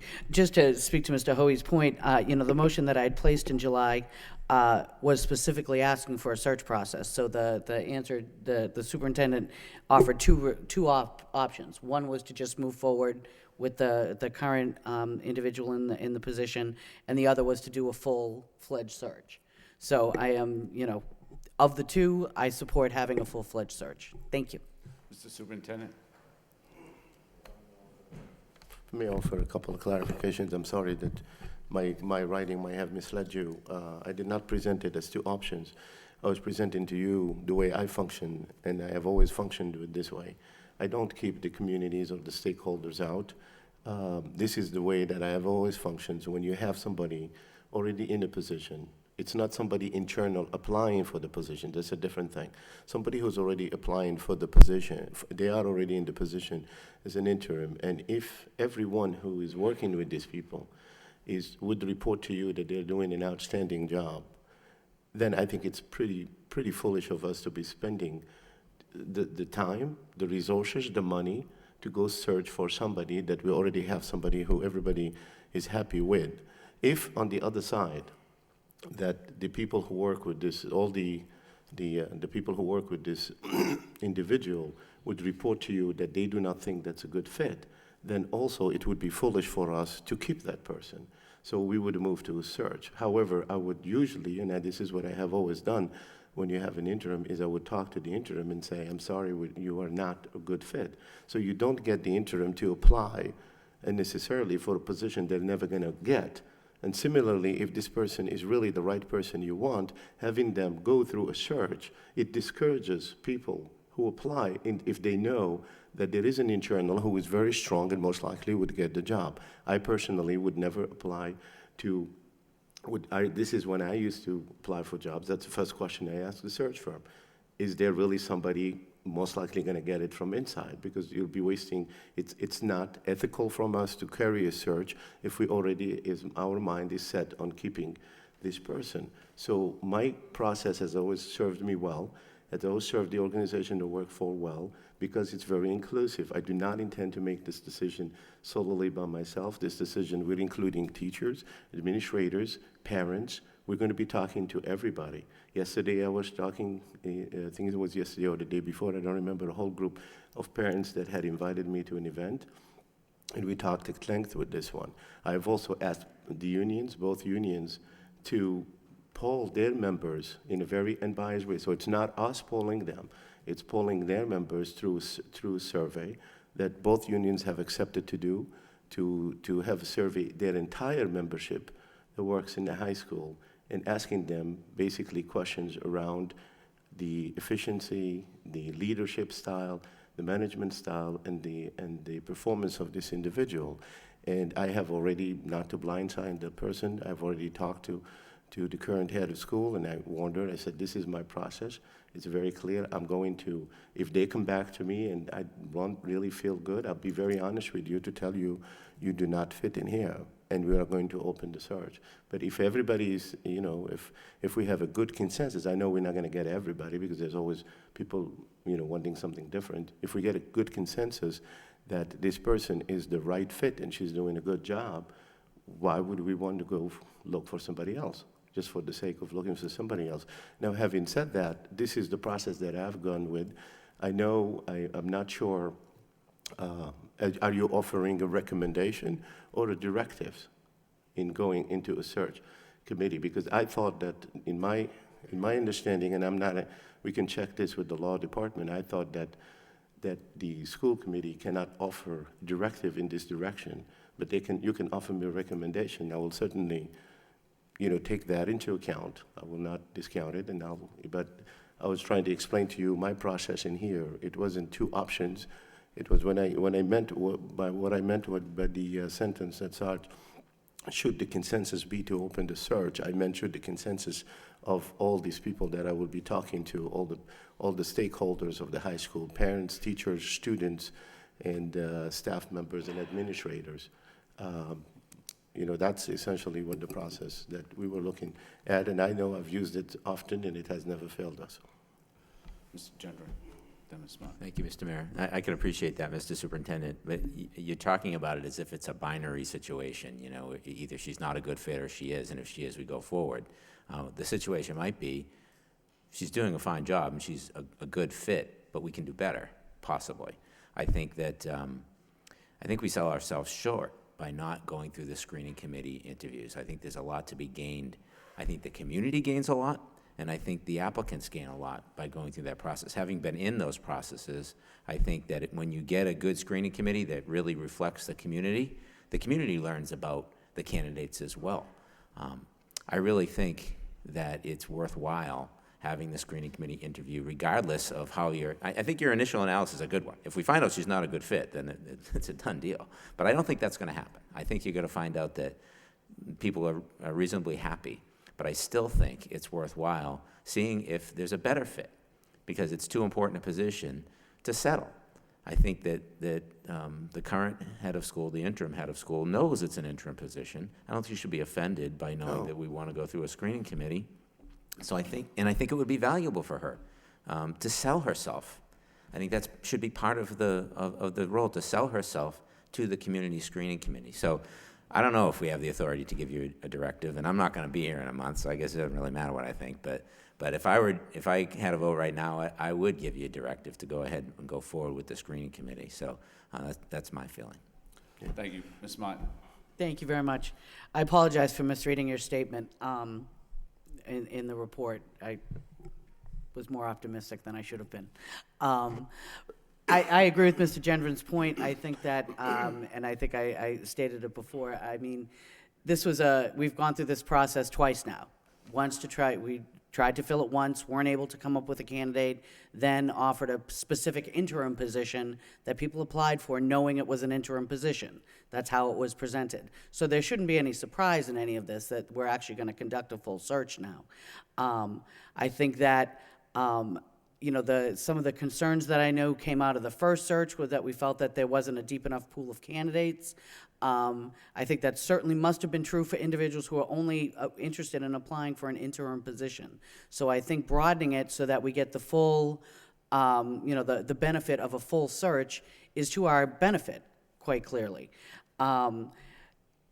During that initial search, one of my key concerns had been that there did not appear to be enough public involvement in that process.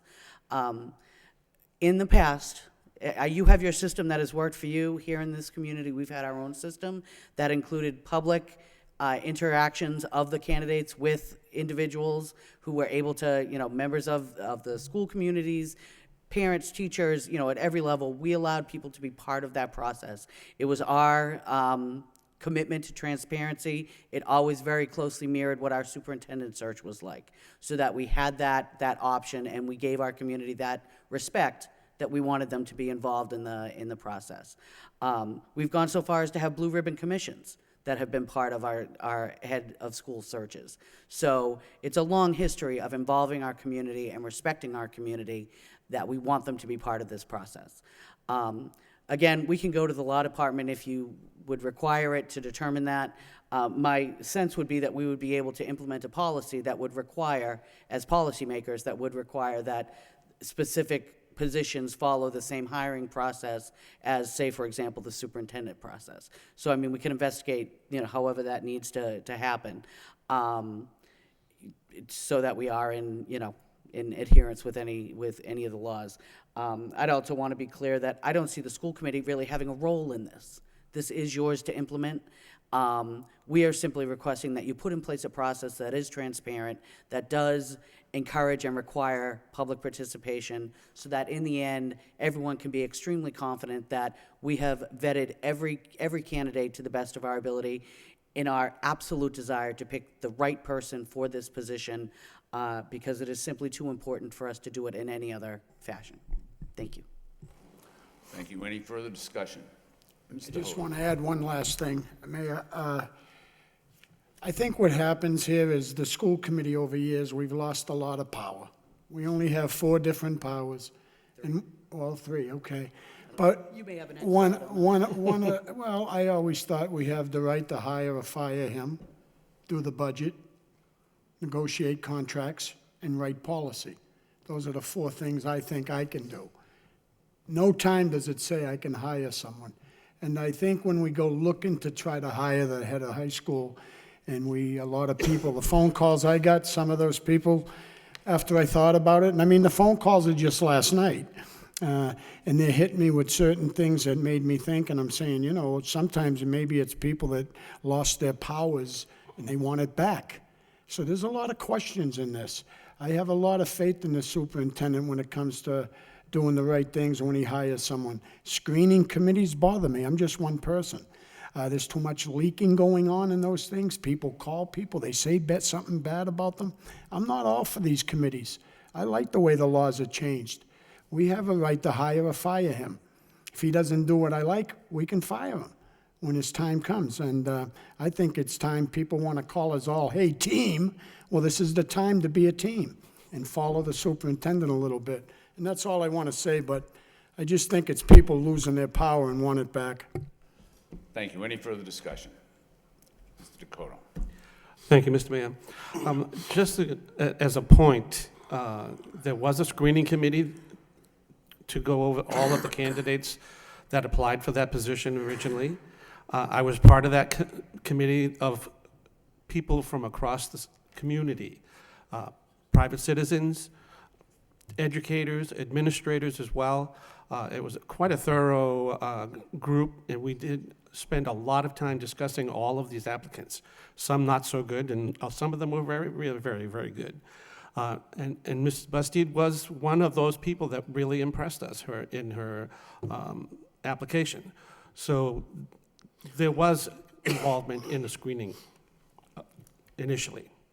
That was it. Any further discussion? Okay, everybody's all set? 2 weeks, 3 weeks. All right, we'll move on. Ms. I Doherty. actually just have a question. How are we leaving this then? Do we need to get a directive, get a report from the law office if we can provide a directive regarding this search? Or how? I think at this point, you've just provided the superintendent with a lot of feedback on his report. And that's it. So unless there's going to be a motion, then we would just move on. But what does that mean in terms of going forward? Well, thank you for your recommendation. Let us think about it, and I'll follow it up. I have difficulties with, I'll tell you, with the, when we go to search committees, when I go to search firms, when we hired the assistant superintendent, we went to, we ask in search firms, or we go to principals, or whatever, we ask search firms, the first question that a search firm will ask you, the first question, they would always ask you, do you have somebody in place, and why are they leaving? And sometimes it's somebody retiring, or somebody is leaving for whatever, and if you tell them, no, I have an interim, the next question they will ask you is, aren't you happy with them? And if you say, no, we're very happy with them, they say, then why are you looking? That's the first question. I'm talking out of past experience of what we have done in there. I'd be happy to, to do a search. It's really, but I'm going to tell you honestly that if you do a search and that, when we poll all, right now I do not know because we're in the process of doing that, of collecting the information. And I have no idea what the survey is going to come, especially the ones done by the UTL and by the LSAA. They're blind surveys. I have no control. They just give me the results. And they are totally unbiased results. And should the results be that people overwhelmingly, or the consensus that they would really like to see somebody else, I'm going to be really honest with Ms. Bastide and tell her I'm sorry, but, I think we're going to go for an open search, and if you're willing to apply, let's go for it. But if I was just explaining that if at the end of the 2-week process, that the response is overwhelmingly positive, that they wanted to say it, and they have no idea what it is going to be, then I think what I intended to do was to proceed as I had explained, because I know by past experience, when we talk to search firms, that's the first question they ask you. If you have somebody there, the first question they ask you, they say, aren't you happy with them? Why are you not considering them? They did that for me when I was an interim somewhere else, and that's what they asked the school committee and says, aren't you happy with your superintendent? They said, no, we're actually quite happy with him, but we wanted to do the search. I said, why would you want to do that? You think you're going to get anybody better? So they turned around the school committee and voted unanimously not to do the search and decided to hire me. Because I know that by my own experience when working with search firms, and at the same token, I think I want to go back to those 2 points that I said, is that when you're having somebody, and if that person is really strong, and everybody knows they're applying for them inside, it's going to discourage anybody seriously applying for the job, because they know they really have, there's a bias in there if everybody wants to keep the person they have, because that's going to be the other difficulty that you have is for this either screening committee or for me, the selection committee. You're talking to me to actually compare a person that you work with for you and your team, not just myself, because I get feedback from my team. They work with a person for a whole year, so what they're good at. You know what they're not good at, and two candidates that you're comparing them strictly from their recommendation. And last I've heard, the candidate is never going to bring you a recommendation that is going to tell you they're a bad candidate. They're always going to tell you they're a great candidate.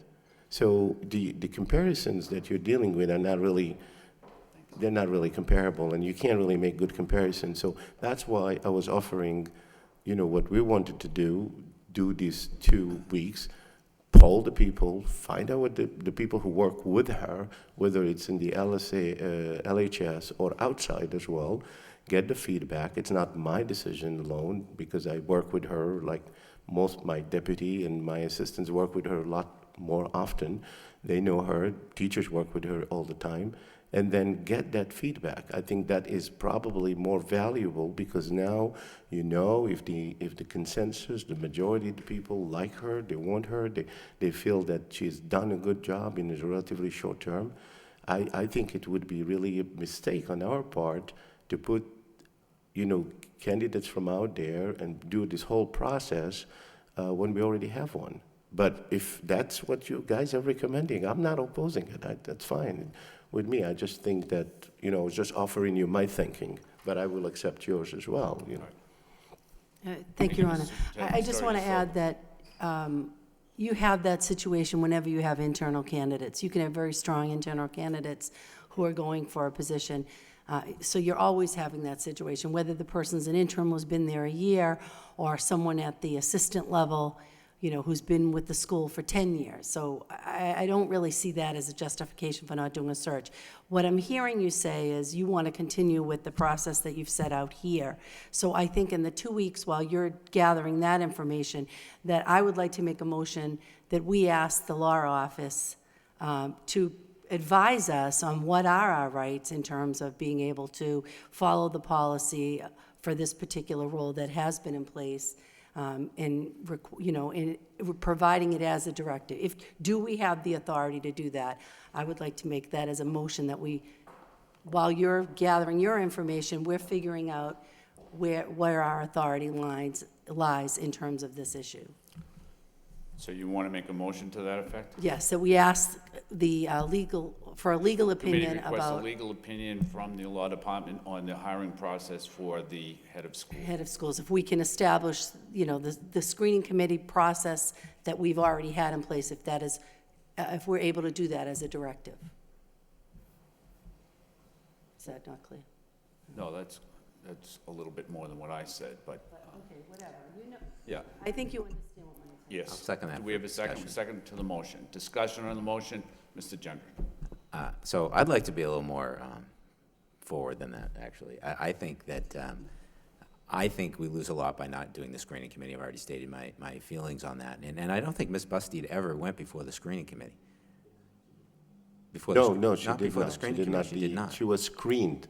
She was screened by the But she screening never went, committee. she didn't make the interview or something No, like that. she made the interview. She was one of the top candidates selected, and there was a problem with communication. She never got the communication to get back, to get to the interview, so she missed the interview. So she didn't do the screening committee interview. So she never actually did go through the screening committee interview. She then interviewed for the interim position with you directly, but never the screening committee interview. No, she interviewed with the committee, not just with me, because we had But not the screening committee, for the interim position. Let me clarify, yeah.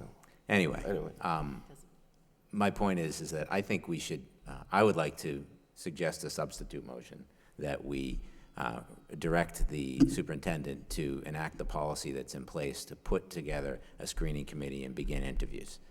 And if the law department has an issue with that, then we can retract it. But I would like to, because I think time is of the essence. I think that we'll get to the point, if we wait too long, we'll get to the point where, people aren't going to apply. I think if this position is for next September, we need to get started putting that committee together. So I don't want to wait for the law department to get back and then, so I would like to make a substitute motion that we direct the superintendent to follow our existing policy, put together a screening committee and begin interviews for the head of schools at Lowell High School. Do we have a second to that motion? Second by Ms. Doherty. On the motion? Mr. Gignac. Thank you, Mr. Mayor. I understand the motion. My concern with the motion is that we're going to find out that we shouldn't be making such a motion. I think probably the best course of action is to request the superintendent up his schedule, so rather than make a decision on the 22nd of December, make a decision on the 20th when we have a meeting and just inform us what direction you're going in. And then at that point, if we find out there's a legal route that we can make a motion, then we can make it at that time. But if you're going to be meeting with these folks on the 18th, have a decision made what direction you want to go in on the 20th, then if we're able to take action, we can take action that evening. If that makes sense, I don't, just a. Could I, Ms. Martin? Thank you very much.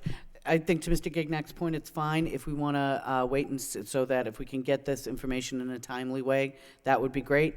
I'd also say, though, that we've just spent an extensive amount of time talking about our hiring policies and how we use our screening committees and how that is the policy of the Lowell Public Schools.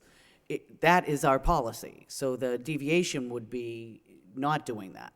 So I just think that, you know, I'm willing to have you do this initial process, and then we can talk about it on the 20th. But we're asking to adhere to our policies that have been established and discussed as recently as 20 minutes ago. Thank you. Right. Mr. Gendron. I was just going to say that the motion is only to ask the superintendent to follow our existing policy, so I don't know how that could be considered not lawful. So I think we should carry through with the vote. Your motion was to direct the superintendent to follow through with. Yeah, to direct the superintendent to follow the hiring process for the position. Our existing policy, which is to put together a screening committee and conduct interviews. Okay. Any further discussion? Can I just offer a suggestion that it might be a good idea to refer to the law department, provide the school committee with a legal opinion, and in the meantime, ask the superintendent to consider all the feedback that he got here this evening, along with all of the evaluations he's doing at the high school, and provide the school committee with a report that should include the opinion from the law department at the January 3rd meeting. Mr. Gendron. I don't like that idea. I won't be at the Can I January understand 3rd why? meeting, and I think that we're going to get, if, I can't understand how this is unlawful. If we're just saying enact the policy, and if it is, we'll find out, one way or another, whether we ask for an opinion or we actually do it and they tell us. But this way, we get it done faster. Okay. So I would like to stick with the motion that's on the floor. On the substitute motion, all in favor of the substitute motion? All opposed? So voted. So because the substitute motion passes, the other motion does not pass, or doesn't come before us, right? Okay, moving on. What's the substitute motion? I'm sorry. A substitute motion was that the school committee direct the superintendent to follow through with the current process. Form a screening committee and begin interviews. And sure, the clerk will read the motion. Did we vote on that? Direct the superintendent to follow our existing policy and put together a screening committee and begin interviews.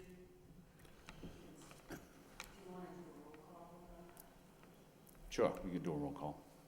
Mr. Roll call Gignac? as requested. Yes. Mr. Hoey? No. Mayor Kennedy? No. Ms. Martin? Yes. Mr. Dakota? No. Ms. Doherty? Yes. Mr. Gendron? Yes. 4 yeas, 3 nays, motion passes. Moving on, the next report is the information requested by the Personnel and Policy Subcommittee meeting on November 29, 2017.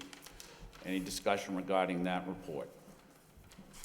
Hearing none, we'll move on to the next one, which is the Human Resources Recruitment Efforts.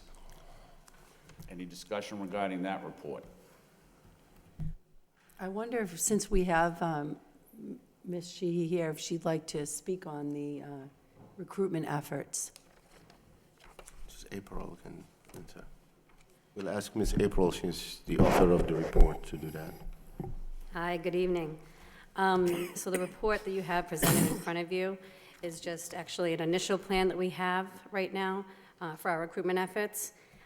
Alongside with the career fairs that we have scheduled and that we have registered for next year, our team decided to think outside the box to figure out a way to bring in more substitute teachers, since we are in great need for that.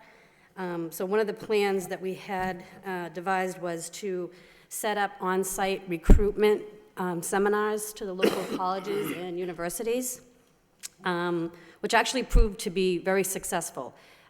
With the on-site recruitment seminars and the collaboration that we're doing with the Lowell Career Center, we brought in a significant amount of applicants since the start of the school year. I believe we had something like 3 applicants that were hired in the month of September, and to date, in November, we're up to 27. I believe in the month of October, we had 26 candidates. So we are seeing, by being at these schools and universities, that we're attracting in college students who are not only interested in being an educator, but they're also interested in the fact that we need substitute teachers, they need a job. It's a great way to make money part-time.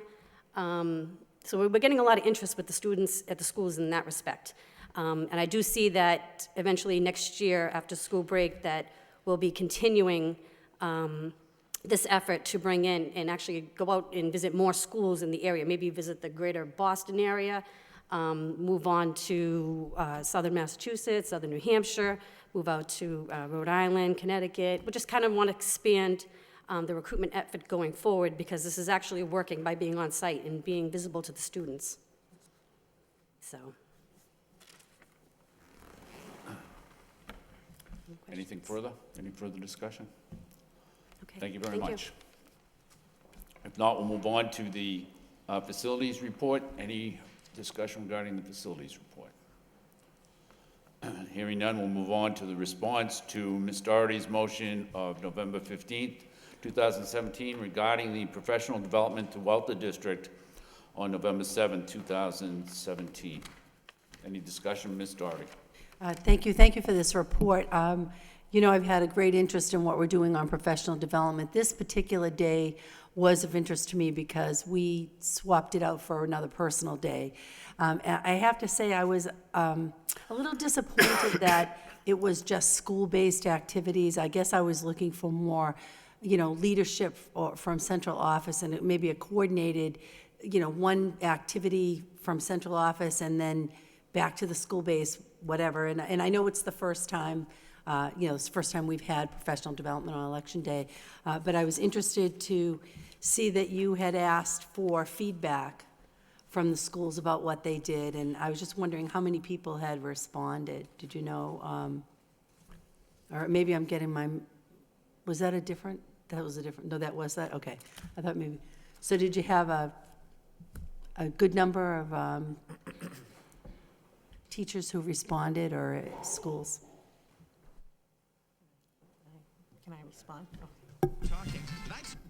So the reason why it was not specifically mandated from central office is because we are actually doing lots of things through our all administrators meetings that, for example, we're focusing through student support services, and Deputy Durkin can speak to this, on a text that is social emotional learning.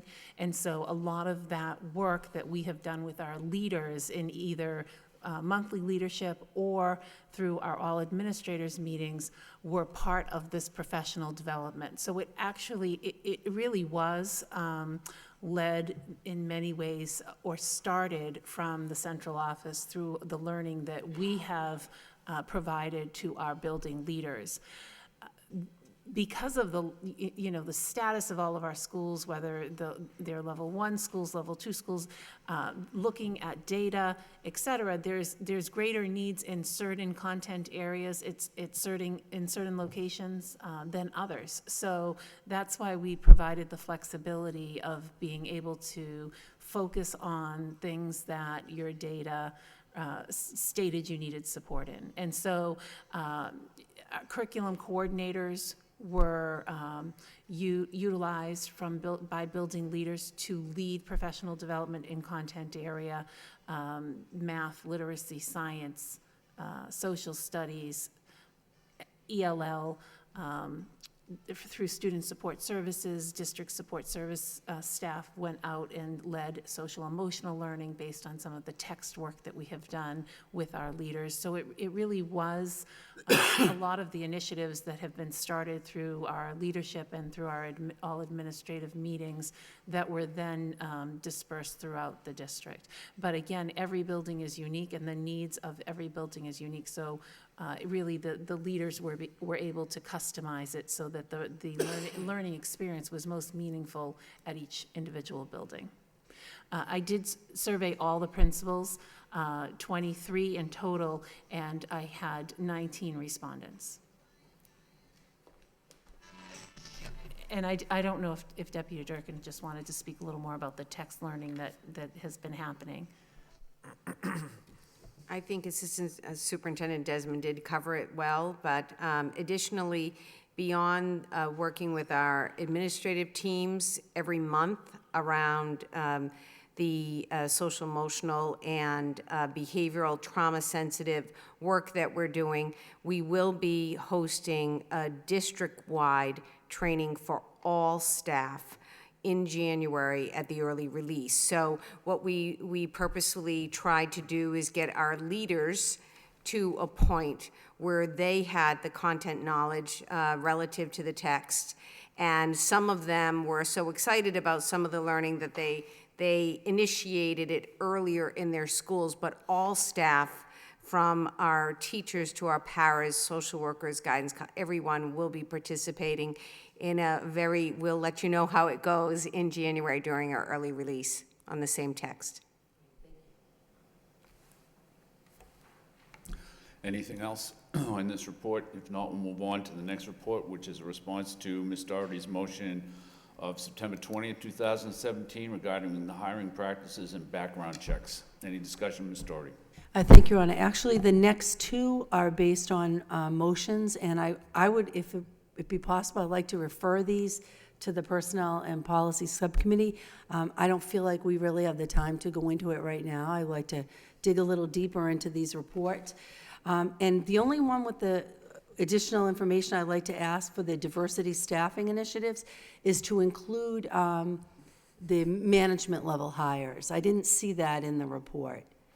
You know, when we talk about the diversity, you know, we've had a number of new leaders. Okay. So to include that data as well. Did you want to make a motion to refer items 8.10 and 8.11 to the personnel and to the personnel subcommittee? Yes, if I could. Okay. Thank you. Do we have a second to that motion by Mr. Gendron? Mr. Superintendent. I'm a little confused here, Mr. Mayor.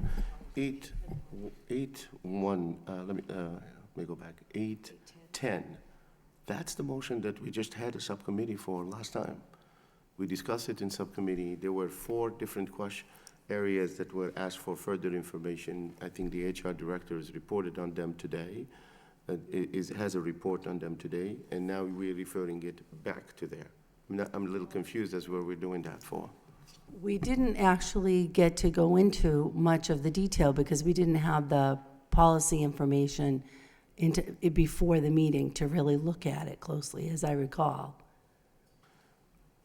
Right, but We didn't have the diversity report for that meeting either. The intent of a subcommittee is to further I'm not sure what is the intent to go to subcommittee. I'm just trying to understand.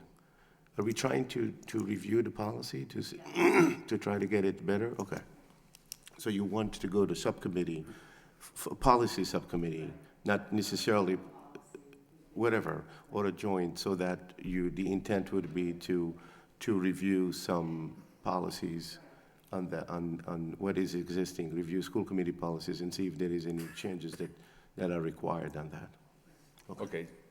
So then. Include the diversity one on that as well, to look at the Yes.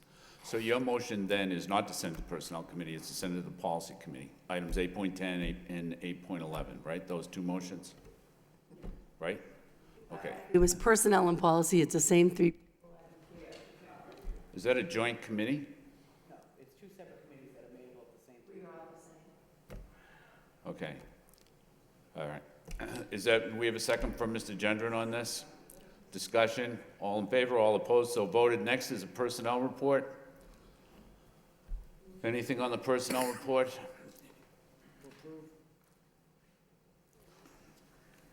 Okay, so now we have a motion to approve items 8.1 through 8.12 and place them on file. By Mr. Hoey, second by Ms. Martin. Discussion, all in favor, all opposed, so voted. Next is home education. The chair would entertain a motion to approve home education. Do we have a motion to approve by Mr. Hoey, second by Ms. Martin? Discussion on the motion, roll call. Mr. Gignac? Yes. Mr. Hoey? Yes. Mayor Kennedy? Yes. Ms. Martin? Mr. Dakota? Yes. Ms. Doherty? Yes. Mr. Gendron? Yes. 7 yeas, approved. Next, under new business, Lowell High School participation All right, Hechinger Report Study. Do we have a motion to engage in the study? By Mr. Gignac, second by Mr. Hoey. Discussion, roll call. Mr. Gignac? Yes. Mr. Hoey? Yes. Mayor Kennedy? Yes. Ms. Martin? Mr. Dakota? Yes. Ms. Doherty? Yes. Mr. Gendron? Yes. 7 yeas, approved. Next is the legal counsel job description and scope of work. Do we have a motion to approve? Ms. Martin? I would like to make a motion that we take these next two items to be covered in an executive session at the conclusion of the meeting. At the conclusion of the meeting. Okay, and do we have a second to that motion? Second by Mr. Gendron. So the motion is to take these items up in executive session with the idea that we would come back into open session? Yeah, okay. Roll call on that motion. Mr. Gignac? Yes. Mr. Hoey? Yes. Mayor Kennedy? Yes. Ms. Martin? Yes. Mr. Dakota? Yes. Ms. Doherty? Yes. Mr. Gendron? Yes. 7 yeas, approved. Next, on the convention and conference requests, we have two items. Chair would entertain a motion to approve both conferences together by Mr. Gignac, seconded by Mr. Hoey. Discussion on the motion, roll call. Mr. Gignac? Yes. Mr. Hoey? Yes. Mayor Kennedy? Yes. Ms. Martin?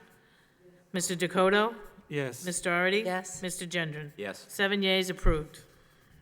Next, under professional personnel, the members of the LSAA hereby donate 35 sick leave days to Shelby Bovale Lowell High School Guidance Counselor. Do we have a motion to approve? Motion approved by Mr. Gignac, seconded by Mr. Hoey. Discussion, roll call. Mr. Gignac? Yes. Mr. Hoey? Yes. Mayor Kennedy? Yes. Ms. Martin?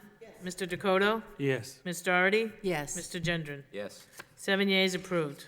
Next, the member of the United Teachers of Lowell hereby donate 12 sick leave days to Catherine Spelcy-Morey, school teacher. Do we have a motion to approve? By Mr. Gignac, seconded by Mr. Hoey. Discussion on the motion. Roll call. Mr. Gignac? Yes. Mr. Hoey? Yes. Mayor Kennedy? Yes. Ms. Martin?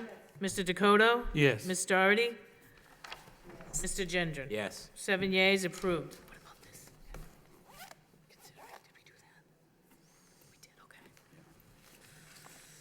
Okay, that concludes the regular agenda. We'll now go into executive session in about 5 minutes down at the end of the hall in the mayor's reception room, and come back into open session at the conclusion of the executive session. I'm sorry? No, we'll come back into open session for the vote.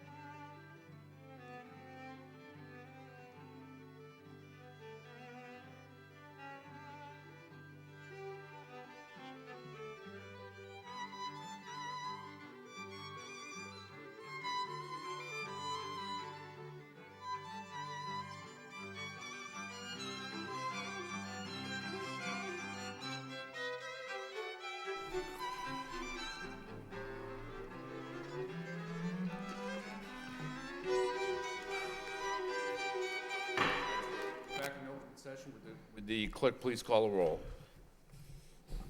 Mr. Gignac. Here. Mr. Hoey. Here. Mayor Kennedy.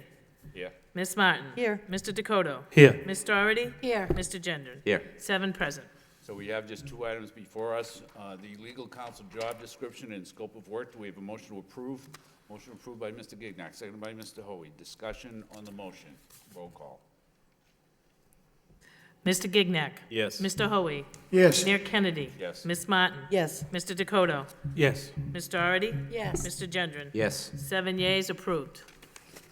In consideration of the UTL bargaining proposals, we have 2 items. Consideration of the clarification language on contract language related to stipends in UTL collective bargaining agreement. Do we have a motion approved by Mr. Gignac, seconded by Mr. Hoey? Discussion on the motion, roll call. Mr. Gignac. Yes. Mr. Hoey. Yes. Mayor Kennedy. Yes. Ms. Martin. Yes. Mr. Dakota. Yes. Ms. Doherty. Yes. Mr. Gendron. Yes. 7 yeas, approved. And next is consideration and discussion of the golf coach MOA for FY 2018. Do we have a motion to approve by Ms. Martin, seconded by Mr. Hoey? Discussion, roll call. Mr. Gignac. Yes. Mr. Hoey. Yes. Mayor Kennedy. Yes. Ms. Martin. Yes. Mr. Dakota. Yes. Ms. Doherty. Yes. Mr. Gendron. Yes. 7 yeas, approved. And that concludes the agenda, so if Consideration. we did that, we just did that. There should be a third. There was 3, though. Oh, I'm sorry.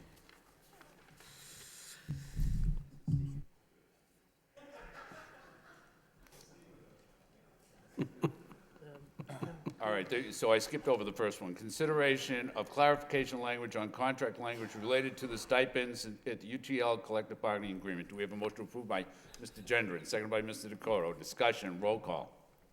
Mr. Gignac. Yes. Mr. Hoey. Yes. Mayor Kennedy. Yes. Ms. Martin. Yes. Mr. Dakota. Yes. Ms. Doherty. Yes. Mr. Gendron. Yes. 7 yeas, approved. And so if there's nothing further, Chair would entertain a motion to adjourn by Mr. Dakota, seconded by Mr. Gendron. All in favor, all opposed, stand adjourned.